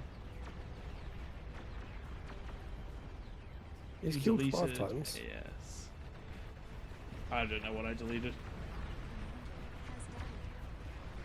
Oh no, I tried it with the S on it. I tried it with the S as well. Yeah, lure destroy units. I did try it with the S. That's right. That was a little experiment. We'll keep trying it out and we'll see what we can go. Looking at the top right hand side, another push out of Rosie, grabbing even more of this corner. If only we'd been able to see more of these pushes over the course of the game from the other corners. Rosie has been standing strong on her own against these corners and has managed to beat them, which is an impressive feat in of themselves. Twig did a fantastic job of holding out. Actually, the Kings are not doing as badly as I thought. They're not doing great, but they've gotten back up to 4,000 metal income just based off of that reclaim. Hope might not actually be as lost as expected if Rosie can push all the way around. It's going to be up to that one lane's worth it's going to be up to all the other Kings to defend, and for those units to keep pushing up. Those Sol Invictus and the Titans, a very strong force, but we need to see these fusions taken out. We need to see the spam taken out and the top corner completely cleared to give the Kings a chance. If they can move themselves up to that corner, they might be able to, but the forces arrayed against them are just absolutely crazy. We have Jalio just cruising around with 11 of the Daedalus, and they're just laying fire down. There's a couple of Sol Invictus backed up by a lot of smugglers and radars, but with the spam, it's not overly an issue. The peasants have got enough spam coming in that they'll have vision of everything, basically no matter what at this stage. And because they've had units in before, they know where everything is as well. That is correct. Does look like a large number of the catapults in the middle trying to defend this. 25 catapults doing their best to keep this pushed back, but from the top right hand side, more and more units are falling. The Mega Bastion seems to be doing a great job of taking these Titans out, but the build power and the conversion for WASDA has been removed, and the units are starting to get to the point where they're grabbing that conversion. Look at those chain reacting T2 build turrets. Love Tigers to see should that one. punch straight through these beamers here. And all the peasants have to do at this point is just get a couple of units close to this conversion in the middle, and the catapults will do the rest of the damage for them. And there we go. That is the end of the middle of the map. 2 sets of Kings with massively exposed economies left, and we'll see how they go. These catapults falling to a Thor. The catapult's not very good at killing Thors. The Thor getting in there with a lovely EMP and now firing off that lovely chain lightning. Gave time for the Sol Invictus to get in, and now they're going to clean up. More of the catapults spawned in to try and defend this. Unfortunately, they did a lot more damage than they protected against, destroying the economy of Rosie and leaving the gateway open for that last little bit there for Kokado.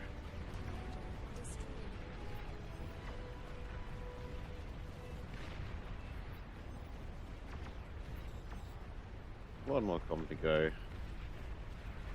Good push from this bottom side and consistent pressure. Once that gap was opened up, managing to maintain that and never let those kings on the bottom side be able to get back into the game properly. And that's the thing. Once you crack a hole into the king's defenses, that is exactly what you have to do. Non-stop aggression. As you saw, once the kings lost that middle ground donut, or lost even just a section of that middle ground donut, it was very hard to defend. Twig managed to, even though he was pushed back, he managed to keep his defensive array firing at those ramps and stopping the units from breaking left or right. But on the bottom half of the map, as soon as the units started pushing into lanes from weird angles, it was a very, very hard hold for the kings. Where is that last com? Rosie, send it in, do the damage. And that is the last com down out of the kings, and that gives us time for one more tonight. And hopefully we will see the kings doing just that little bit better. We're going to ask for the absolute strongest kings team we possibly can here, because the peasants have been cooking to an insane degree this time round, and we need to see that level of commitment from the kings. We had a super strong lineup here, but unfortunately 1 weak link is all it takes to break a unified front, and hopefully we will be able to counter that in the next one. Ray, did you want to pick the kings? Who you reckon are the best players in the game? I'd love to see Amir down there. Amir almost always breaks through with the demons. Alrighty then. I think we can set this one up with a good strong kings team. There we go. Amir, Victor, and Maladay. Jump on down there, people. Let's open up the teams.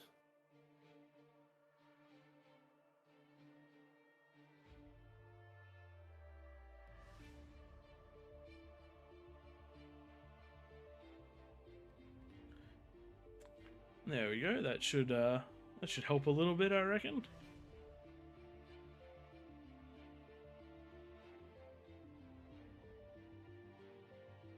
And who else do we have here that is a very strong king? And we have to get Twig out of the kings, obviously. He's terrible. Oh, come on. I'm having fun tonight. Not able to talk much, but I can play still. Alright, who is that one more king going to be?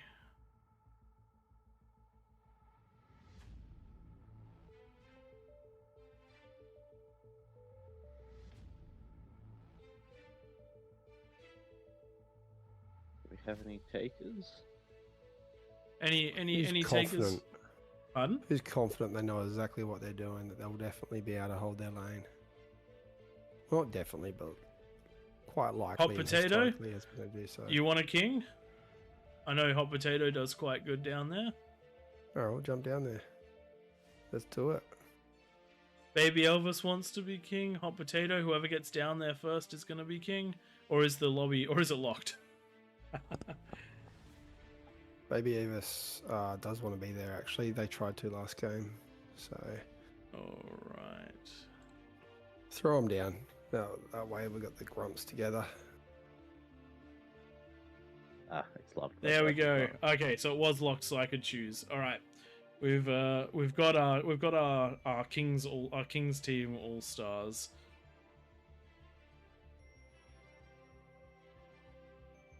I didn't get to see how Darth Sawyer went last time. It's the first time I've seen them as a king, but I didn't really look. Managed to hold his lane, though I think he discovered partway through the map that that the fire from the Legion just wasn't quite all it was cracked up to be. So I reckon that if he does the same strategy this time, but with less fire, I reckon he'll be quite effective. However, as if there is someone who wants to take over, then since they went in, I actually reckon we'll swap him out for Hot Potato. I just can't find your name on the list. Hot Potato, there you are. Give you a go.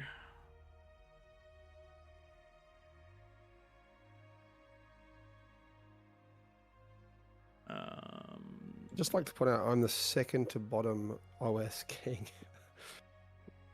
I need to get my OS a lot higher than what it is. There is some skill up there. Alrighty then. Actually, that's a good thing. That's actually quite an interesting thing to say, Twig. So we've got a new series coming up, and we're going to do a full and proper announcement for it when we over the next couple of weeks. We're going to have some strategy videos popping up in our usual time slots for the Road to OS games for a couple of weeks, and then when we hit our anniversary, we're going to start the next one, and hopefully we'll be able to push some OSs pretty high. You'll see what the goal is there, and we've got a couple of surprises in there for you. If you watch the most recent short, you may get a bit of an idea about what's coming. Yeah, I've just posted the short in the Twitch and the in-game. If you guys want to check it out. Maybe you can bring it up at the end of the stream too, Prey. I don't know if you can jump to a different browser window if it's not too hard. Oh, Baby Elvis does not have a bonus. Thanks for finding that one. That now. I think 66 is what we're going this game. One more than the last time. Yep. It's how we keep track, because remembering who's done what gets real challenging when we've got this many people that we're trying to stay across. All right, let's force ready and let's get this one underway.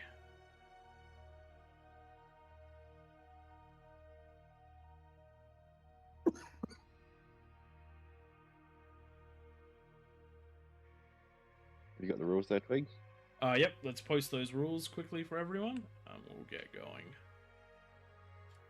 And if possible for this one, if we can not get any crazy units spawned in, because hopefully we'll be able to use this one for this week's recording.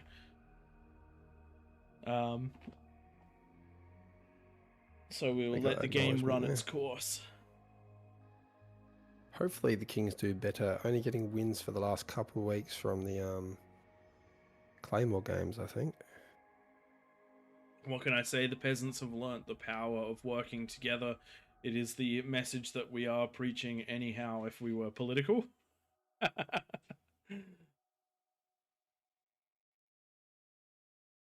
Making sure there's no bonuses for the peasants there. Not what I can see. Yeah, I've had a couple of quick look-throughs. Does not look like it. Only a handful of ZZZs, which I don't think is a bonus.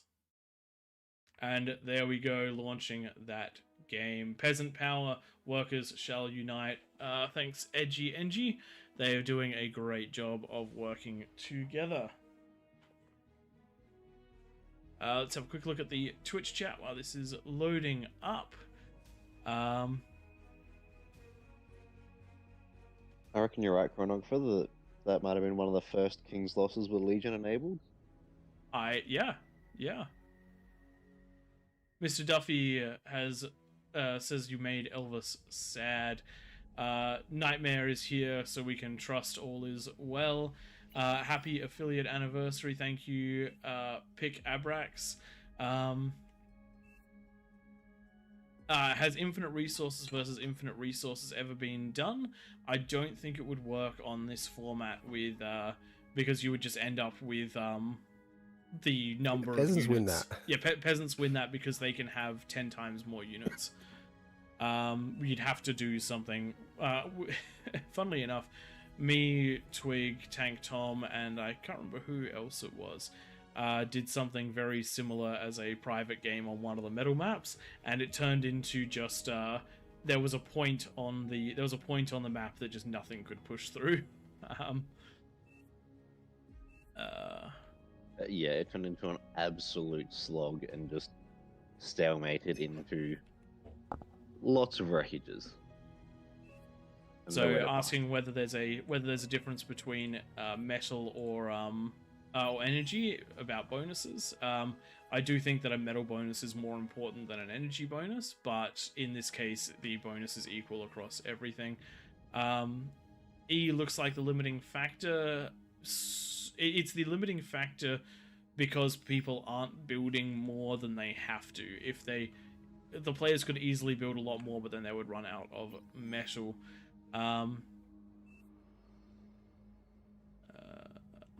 Aphis do cost a absolute ton of metal. They're 9,000. They're 9,800, isn't it? A recording reminder for you too. Yep.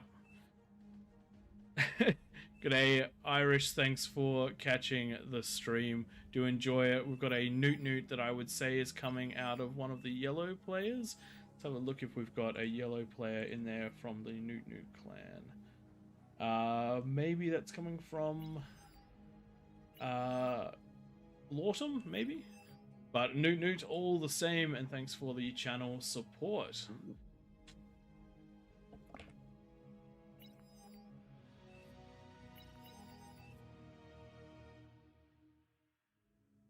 Alrighty, let's have a look around. Twig, do you mind just posting those rules again?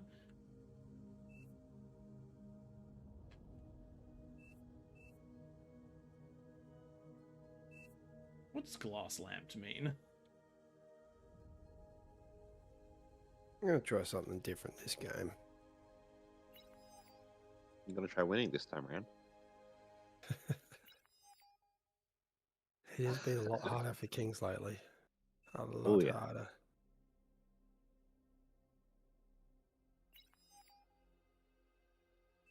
Yeah, the peasants have definitely been leveling up.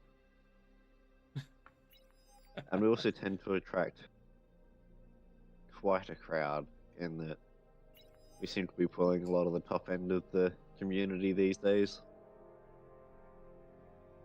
Just so everyone knows as well, I think it's going to be 3 weeks. We're going to have our 1 year anniversary for King of the Hill, so a bit of a longer one. We're looking to get the likes of the mods and devs in the middle, hoping to even get PTAC in the middle. And we will make quite a night of it. We do thank everyone for joining in over the last year as well.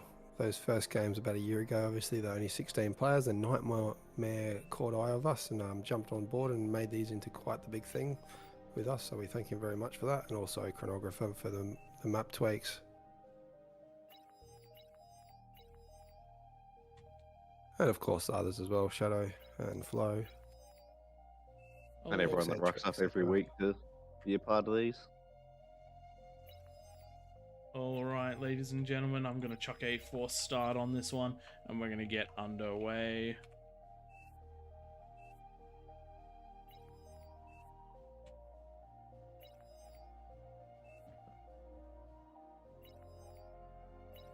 Battle started. 4 months. G'day, ladies and gentlemen, and welcome to AllReasonNoLogic's King of the Hill. We've got an exciting match today with 9 versus 67, though it looks like 3 have spawned in the middle, which means it's going to be 9 versus 64, and a bit of a medal dono to the players in the middle, which will help them, considering that the Kings are off on a losing spree at the moment. But we'll see exactly how that one runs. A real all-star team in the middle right here. We have Amir of absolute demon fame. We've got Milady of pushing power extreme. Grumpiness of eco like crazy. Rosie of pushing the top right-hand corner. Baby Elvis of absolutely smashing down that co-op. Hot Potato of AllReasonNoLogic fame and the power defense. Twig, who's just crap. And Victor 12, who has been running over absolutely everyone this map. Not to mention, we've got Kukaido in the middle, known for that eco play and assisting players like nobody else. Hopefully, with a crack team like this, they'll be able to beat the entire Peasant force. So what is going on with King of the Hill? We've got those 9 epic players in the middle with a plus 65% bonus. which is going to give them exactly what they need in order to get that, in order to make use of that 10-minute no rush timer, which is denoted by the lava around the outside. Big thanks to Chronographer from the AllReasonNoLogic Discord for setting up the map to do this. It drops at 10 minutes. There is no air. There's a couple of tweaks to units. We've got Legion on the big one. The big tweaks being that we have got the T2 build turrets and they will chain react, which is a lovely little detail. It means that the build tower blocks are not invincible. We want a couple of the big rules. Do not use structures offensively. The big culprits of this can be Junos. Do not, if you're a peasant, do not fire a Juno inside the lava ring, even once the lava is gone. If you are a king, do not fire it outside the lava ring, even once the lava ring is gone. If you're going to build a persecutor or other such artillery, make sure that it does not fire past where the lava is right now. Other couple of big ones, make sure that you don't put your units in positions to fire before that 10-minute mark. Just because you can't cross the lava doesn't mean that you can shoot across it. And other than that one, have a really good time. This is the last one for the night, and we hope that it goes very, very well. And for it to go very well, Tank Tom, you're going to run us through what all the different positions need to get done. So as the kings, you want to be able to get to T2, get your fusion, or in this case, potentially APHIS up. Then start looking at your defenses and having your army ready to go. Once you get to that 10-minute mark, at 10 minutes, you want to be able to defend your ramps with enough to slow down a push. Ideally, you want to be able to stop basically any T1 that's coming through. Walls can be really useful for making choke points. And then you need to have enough army ready to catch whatever makes it through your defenses, because there's a very high likelihood that with enough units, they'll get through. We've seen, up to 200 units push down a single ramp before.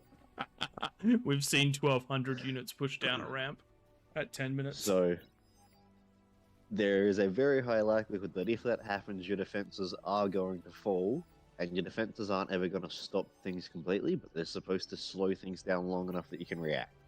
And when that happens, you need the player above you and below you to have units to come in and help as well. Also for the player in the middle to have the ability to build units. Whether that means they've got a T2 or T3 factory ready to go, or a whole bunch of butlers that can build fiends, both of those are pretty reliable. And what about a couple of LLTs or things in these sort of locations does a fantastic job for stopping, so like just in front of your bases. Does a fantastic job for stopping any of those leaks, because normally it's only a couple of ticks or pawns or something to that effect that'll make it through. So if you can stop those before they get to your conversion or your build power, it does a great job for keeping you alive. And what about the peasants? What are their roles in this one? So if you're on the front line, get a T1 economy rolling, get some defenses up, and then start massing an army. If you're in the corners, your job is basically to try and help those corners get a T2 economy up and running. Ideally, we only want to see one T2 lab for each corner, and then all of those players assisting each other with getting into fusions, APHIS. It's not uncommon to see T3 coming out of a corner at that 10-minute mark. Just like we're seeing the bottom left-hand corner at the moment. Jalio, Lingeron, Psycho Pew Pew, very, very strong players, supported by Commander Wedge, and a few others in this right-hand corner. They've already got those T2s rolling out to the rest of the map. We're seeing 6 T2s in this bottom left-hand corner.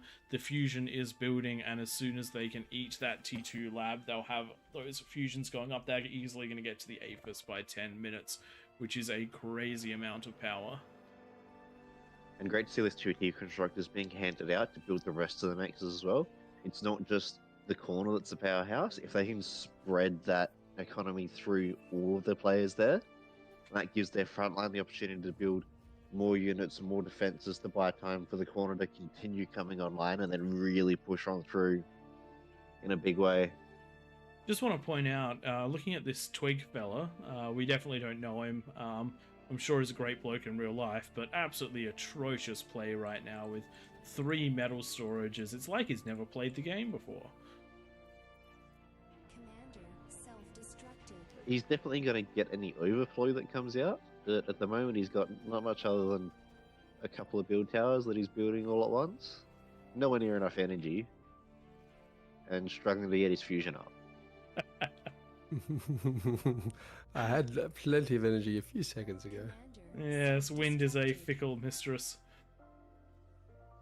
Looking around the map, we're actually seeing a couple of the other players that are having that same trouble. If you look at Cookie's, if you look at Baby Elvis, putting down 3 of those T1 solar connectors, more now even, just to try to deal with some of this energy problems to get that fusion up. The nice thing about metal is that metal is, unless it's actually destroyed, metal is metal, so you can reclaim these solars for full value once you get back. In fact, with the bonus on, they actually reclaim for a little bit more. So if you end up energy stalled and have to build some solars, it's definitely not the worst thing in the world.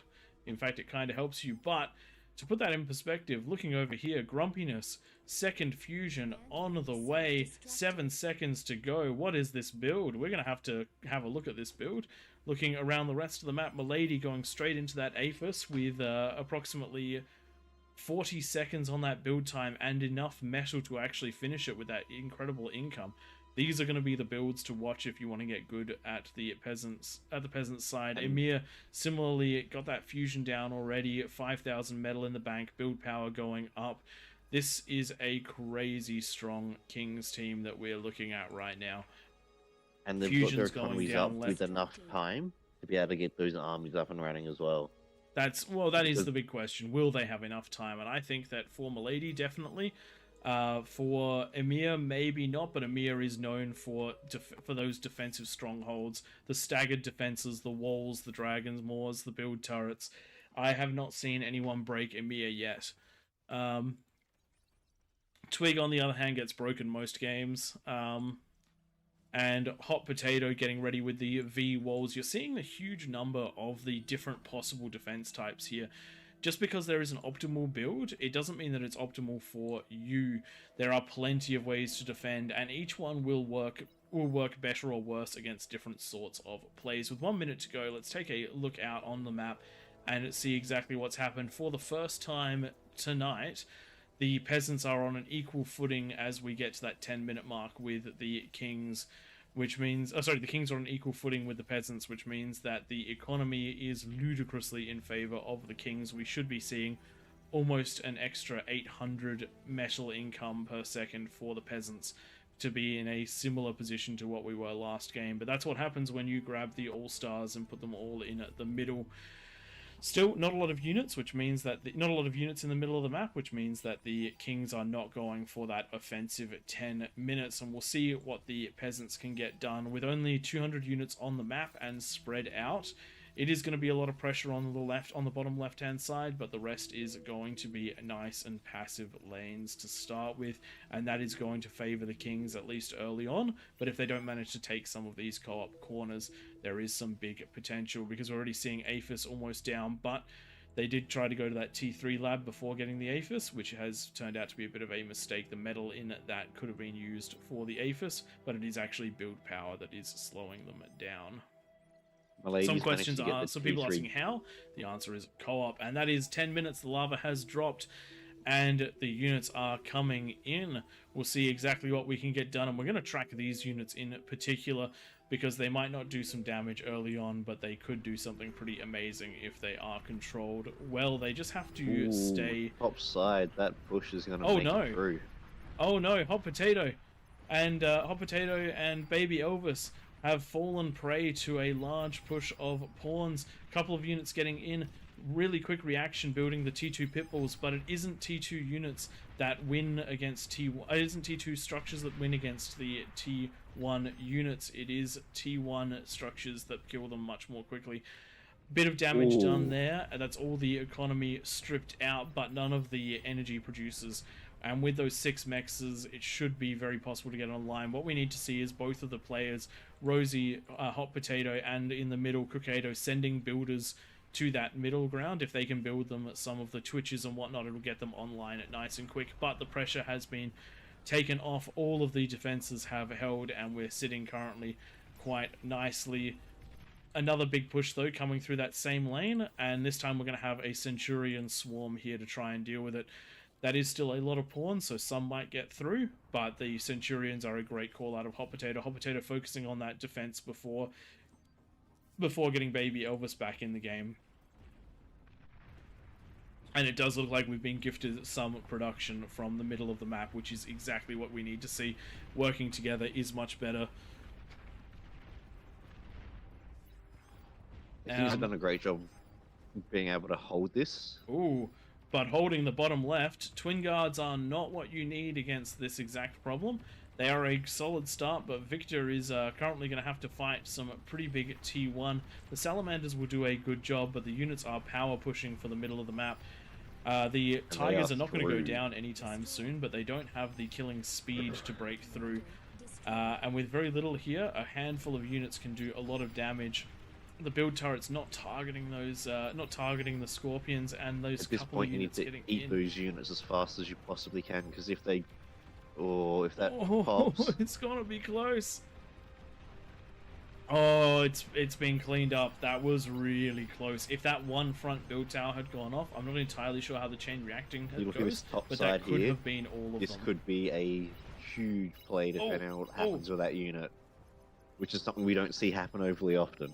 But there's so much build power here. If it goes for the wrong thing, it will be eaten. I did say we would track them. We didn't do a very good job of that, but it has been cleaned up. The areas you want to go for if you get into that position are these. The build power, sorry, the conversion is what you want. Really the nice conversion try, is what though. makes the metal for the Kings. If you can pop that, their metal income is gone. Ideally, if you can do it in such a way that the build power goes at the same time, you'll absolutely cripple them. It also is the thing which those units are capable of taking out quickly. If you try to target something like the build power, you will end up you usually end up being out repaired, particularly with those T2 build turrets. So you got to take the opportunity you can. And as Tank Tom said, it will usually take out the build power too, because the standard build orientation is a 4-wide build turret section between your APHIS and your conversion, so your conversion doesn't detonate your APHIS. And that also fits nicely with the T2 build turrets, where it goes 3-wide. Twig having to deal with another one of those invisible tanks. It is currently being... Oh, is that Twig? I'm sorry, Hot Potato having to deal with one of those invisible tanks. Sorry, their colors are the same on my screen. Trying to get the build power, but it does get eaten. I love the use of the invisible tanks. It would have been absolutely phenomenal for them. We don't see them overly often, but they can do a... If they can get to the conversion, they will do a lot of work. Oh yeah, 2 shots is what it takes to break down an advanced energy converter. It might be 3 shots, but it is not much to absolutely chain react the ever-living everything. Couple of pawns moving through in front of Victor. Victor has been the lane of the most pressure here. Victor's been great at commanding the co-op ecos tonight, but in this one he is on that defensive lane, and he's picking some of the right units to do it. The Tigers, whilst they don't have the highest DPS against T1 units, they do have the great survivability, so as long as they start to build up, it's going to be good. They can also push into some of these. They can also push into units like the Arbicus.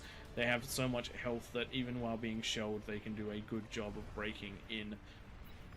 So we'll just see those that build up, and hopefully this lane. And here comes the attack, and this is the attack that Emir is most well known for.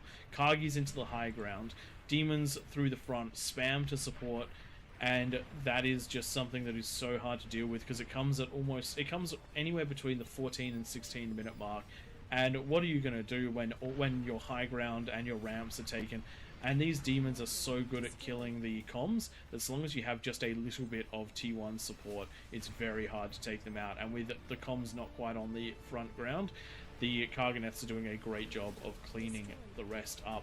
And now we're going to have the Marauders starting to break through. They're going to function both as a shield for the demons, but also as a fast ability to spread out and deal with problems. So this is going to be the first break up out of a ramp for the Kings, and we'll see just how much damage can be done. There is a good mix of units here. Doing a good job with those D guns, but they can only take out so much. And there's this much T3 rolling through your ramp, you're never really going to be able to stop it, and it strikes completely. Does look like the Kargis have been cleaned up. Really good D guns out of Yodron. and managing to take out a lot of it before it gets into that high ground. But yes, this is where the T3 units, these are some of the strongest T3 units to see at this stage of the game. They are strong enough that they can deal with T2 and that they can move quite quickly, and but they're cheap enough that comms destroying them is not a big issue. Let's say you push up that ramp with something like a Juggernaut, which I'm not saying you have a Juggernaut, but the cost of 3 of these demons is actually approaching a it's good response from these peasants though. Getting into Victor's base. Oh, didn't see that one. The ticks are in. They're finding the conversion. So they're not ticks. They are the wheelies. I love the wheelies. They're in the right places, but the build power isn't eating them. There we go. Finally, a couple of them getting eaten. If they were on a slightly different command, they could have gone to this edge over here and destroyed some of that advanced converters. But it does look like a lot of all the pressure is just staying on Victor. These Daedalus doing a good job. Daedalus quite strong for cleaning up the demons. They outrange. They don't quite outspeed, but they do skirmish really, really well. But the bottom right hand side has been taken out as has been stated by what looks to be Seb, Daddy Chill. There is no chill for the T3 units. The Big Daddy Flame Boys have come on through and done their work.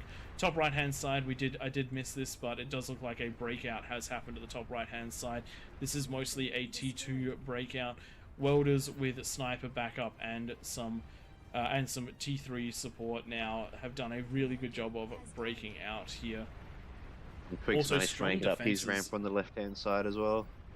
So it does look like the Kings are in a much better position this time around. In fact, if you look at the economies, the Kings are sitting at 4,600 versus that 1,800 of the Peasants.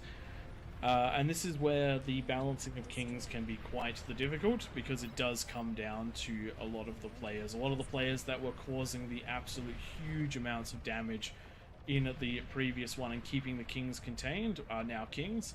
And they have absolutely done the damage here. This is a masterclass in how to how to push the Peasants. It's also a warning to the Peasants of what happens if you don't work together enough to overcome your individual weaknesses of not having those bonuses. It's all about the teamwork in King of the Hill, whether you're a king or a peasant.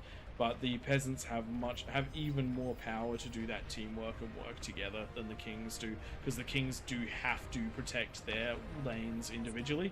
They do have to get their economies rolling individually, whereas the Peasants can sort of just consider themselves to be a section more than anything else. The Peasants did a good job of getting in early and dealing some of that damage. The bottom left has done a fantastic job of keeping the Kings contained. Unfortunately, with the other 3 sides taking a lot of the damage and falling, that is just not the Peasants are in a dire state right now.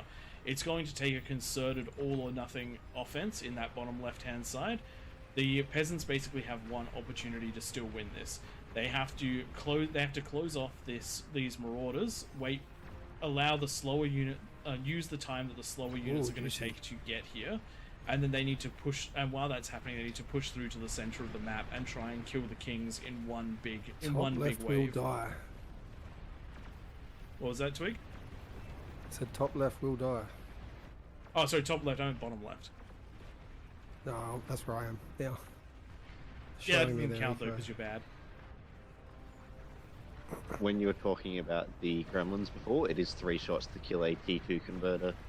There you go. So if you have 3 gremlins, 1 volley will do it.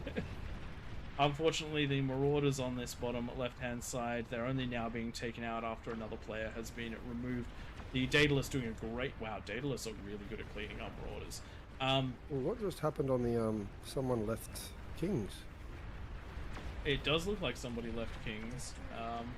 Oh no, they're back. Cricato's back. Oh no, they are missing. What has happened here? I've just taken 1 base because it's Oh, Victor left. Oh no. Hopefully that was just a drop and that they'll be back. But otherwise Twig is going to be splitting his attention to try and hold this, and that is the lane that needs to hold right now. The Peasants need to put absolutely everything they have We've seen this before. A couple of units sneaking by can change the game.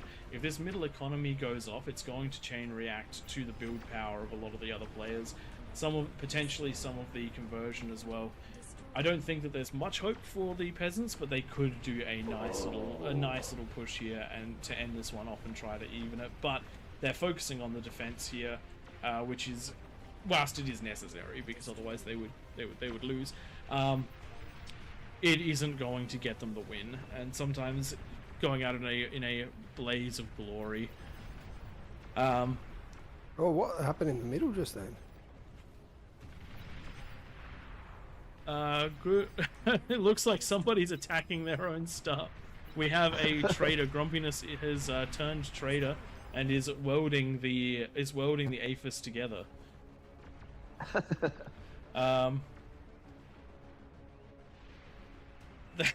I think they're trying to use the chain reactions to get the damage onto the aphis. There we go. That is the middle taken out. No, for those of you wondering, there are multiple players from the same clan, and the kings are in such a good position right now that even with the traitors, all the units around the map coming through will do a decent amount right here, and should clean this one up 90.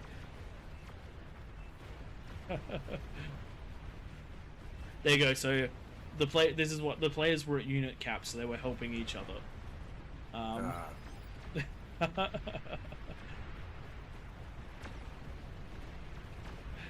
It's so good. It's the kings. The kings really did have the best opportunity to win this one, and they've done exactly that. They've done it in a very good amount of time too. A 23-minute game with this level of eco is absolutely crazy. One of the things that will be coming out, I did have a build video for Kings coming out on our Wednesday slot. I think I'll probably re-record that using some of the builds from this one. I'll give you an overview of Emir's build. I'll give you an overview of Twig's build, as well as the center build as well. Because for as much trouble as I give Twig, he is a stalwart defender and supporter. In this situation, manages to hold off against extreme odds, as well as pushing up sometimes with spiders if he isn't against an absolutely insane lane. Yeah, the Kings did a really good job of showcasing a range of different builds in the middle there. All of them highly successful, but definitely showing off the different nuance that you can have rather than, there's not one build that you need to follow. There's many ways that you can win these games.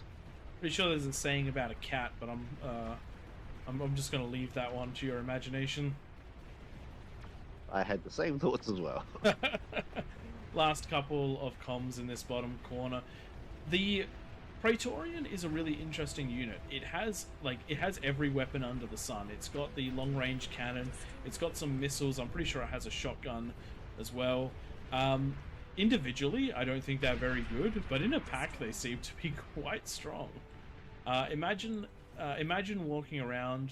Imagine, if you will, your default Quaker ball or something along those lines. Your Mauser ball. This is basically the T3 equivalent of that, where they have that long-range cannon, but instead of needing something to defend themselves, they bring it with them.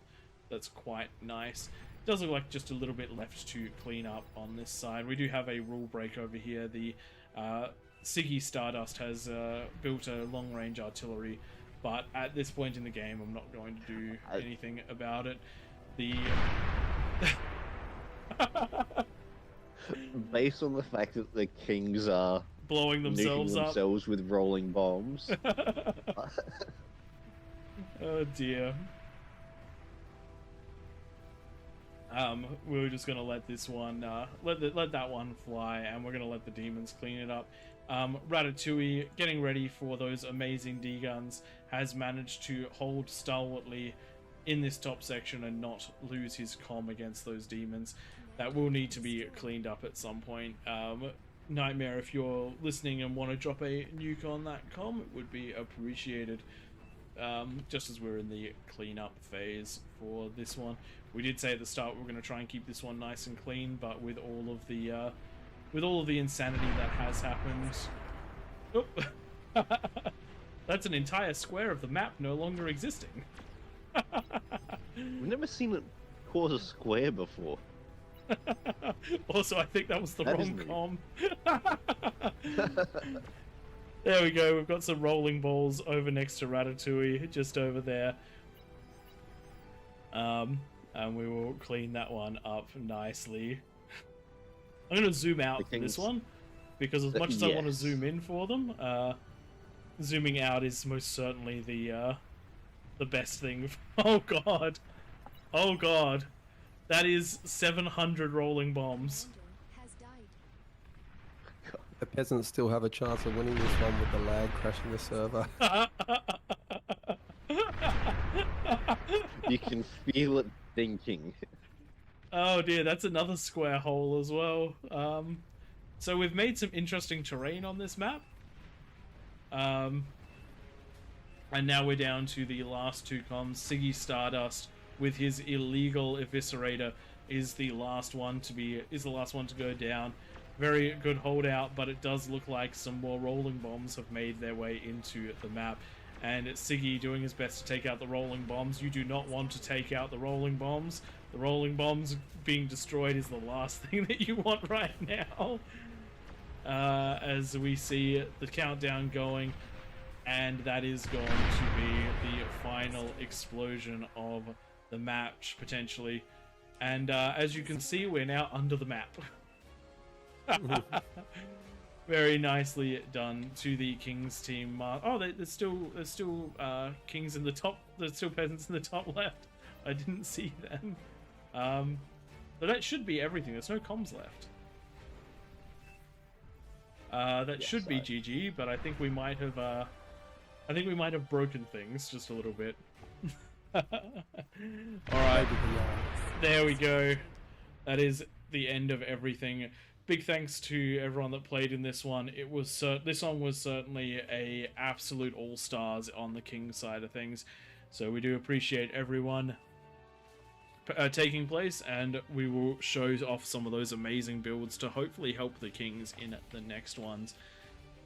Doesn't look like we're going to get the stats out of this one, but that is a-okay. We will move on. Thanks everyone for joining us. Like, subscribe, comment, all that good stuff. If you enjoyed the video, then let us know in the comments, and get ready for our next season. In 3 weeks we do have the 1 year event. Oh, there we go, we do get stats at the end of the game. And we will be teasing that one and working our way up to that one there. Alright, thank you everybody. We're going to close this one out, and then we'll close stream out shortly.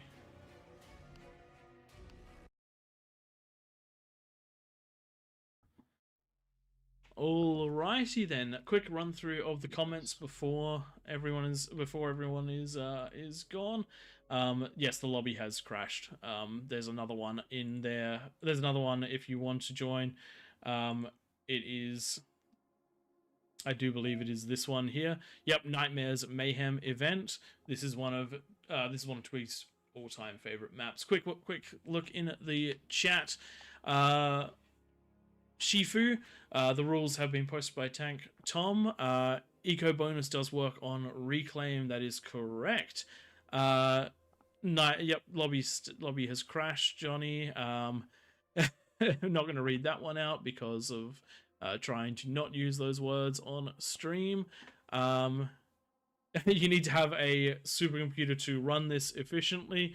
When Nightmare puts 700 rolling bombs in, yes, but the computers we run are mostly up to the task. I've got an i9 11900K with a 4080 and with a RTX 4080 and an Intel A770. So that does quite nicely for it. Also beautifully water cooled. If any of you have seen the graphene video by Linus Tech Tips, I chucked that in there for the funsies. You definitely don't need a computer like that, but for casting the bigger games, it definitely helps. Having a look up over onto what monitors do I have? So I've got a 48-inch 4K OLED as my main monitor. Above that, I've got three 32-inch Asus monitors, 1440p, and to my left, I've got a 1080p 27-inch, which is a Pro Art display for color accurate work. The reason I have 2 graphics cards is because I do not have enough outputs on a single graphics card. I used to do a lot of work for defense and for simulation and whatnot, and I was thrown into a lot of interesting scenarios where that was not enough screen real estate. Next to me, I have a second desk with another 4 monitors, one of them being on the laptop.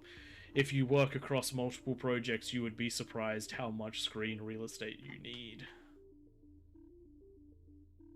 In case you haven't picked up, Praedyth likes building his PCs. I build most people's PCs. All right, we'll close this one out. Big thanks to everyone, to everybody who's been in chat and watching us. It has been absolutely fantastic to provide entertainment for you. Massive thanks to everyone who played with us in games. We know that we don't always get the balance right, but we hope you're having fun all the same. Big thanks to Twig and Tank Tom for joining us tonight.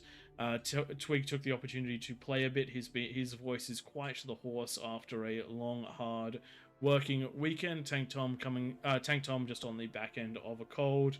So they've been doing their best with what they have. Thankfully for me, I've only broken my foot, so I've got plenty of energy to do what I need to do, and that doesn't affect my voice unless I move my foot. But big thanks to the mods. Nightmare, thanks for trying to teach me some of the commands and for setting up these beautiful, amazing lobbies. Big thanks to the bar community for giving me that mod status so that I can try to start helping with these lobbies. Hopefully we'll get it sorted and I'll actually learn I'll be able to learn what to do over the coming weeks. As we said before, just going to plug this one yet again. We do have a new series coming out in just a couple of weeks. We really hope that you do enjoy that and do watch it. It's going to be a good one, and it's going to be a little bit more exciting than the past two, because we're going to be going into those higher level games, and we're going to start trying to bring other players in who are very, very well known in the community. Not necessarily to play, but maybe to help teach or look at some of their games to try to work out some of the best strategies in there. We'll see how we go. So yeah, big thanks to everyone. That's me out. Also, if you're interested in bar and you don't already play it, it is free. Jump onto the Beyond All Reason website, give it a download. You just have to sign in and you're good to go. Would highly recommend. King of the Hill isn't your typical game mode, but we do run it every Sunday. We also do a much more casual stream on a Wednesday, where same time we do jump into the main chat and interact with everyone and play some co-op versus AI games. Priority will be given to the players in Discord. That's it from me, and I'll let Twig and Tank Tom sign themselves out. Thanks for joining us. All right.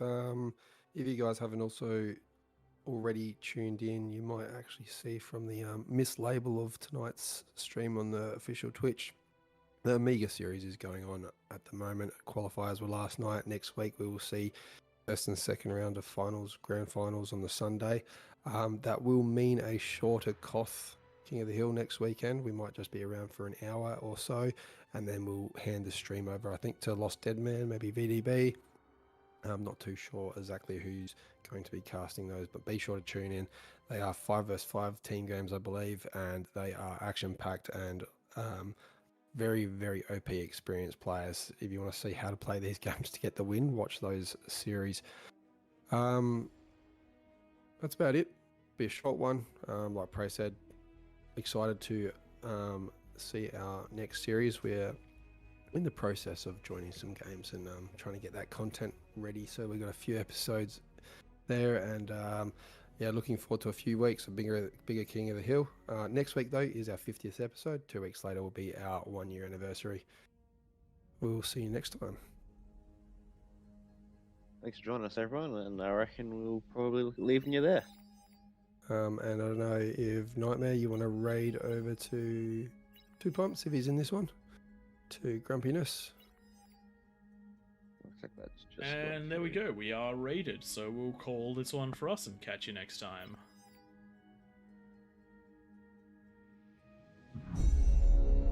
Beyond All Reason fans, welcome to King of the Hill by All Reason No Logic. Experience 2 or more teams facing off in epic scale warfare, where the Horde gang up on the Kings of the Hill. Kings start off with an economic bonus. They do their best to defend an onslaught after a no-rush timer expires. Test out your micro and defend against multiple players in variations of this game mode.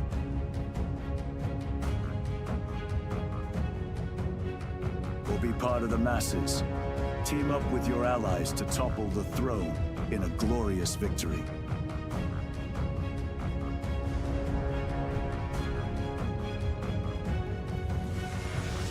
All Reason No Logic, hosting King of the Hill lobbies, most Sundays.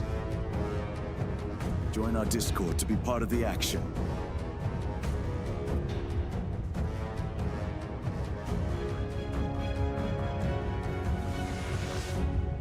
See you in game, Commanders.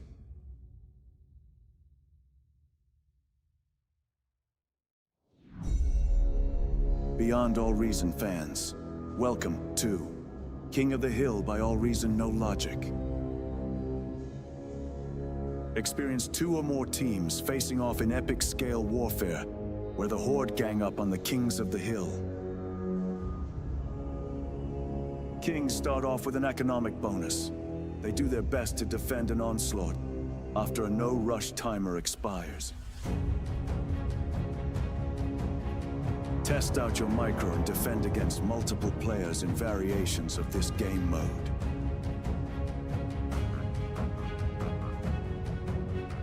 Or be part of the masses. Team up with your allies to topple the throne in a glorious victory.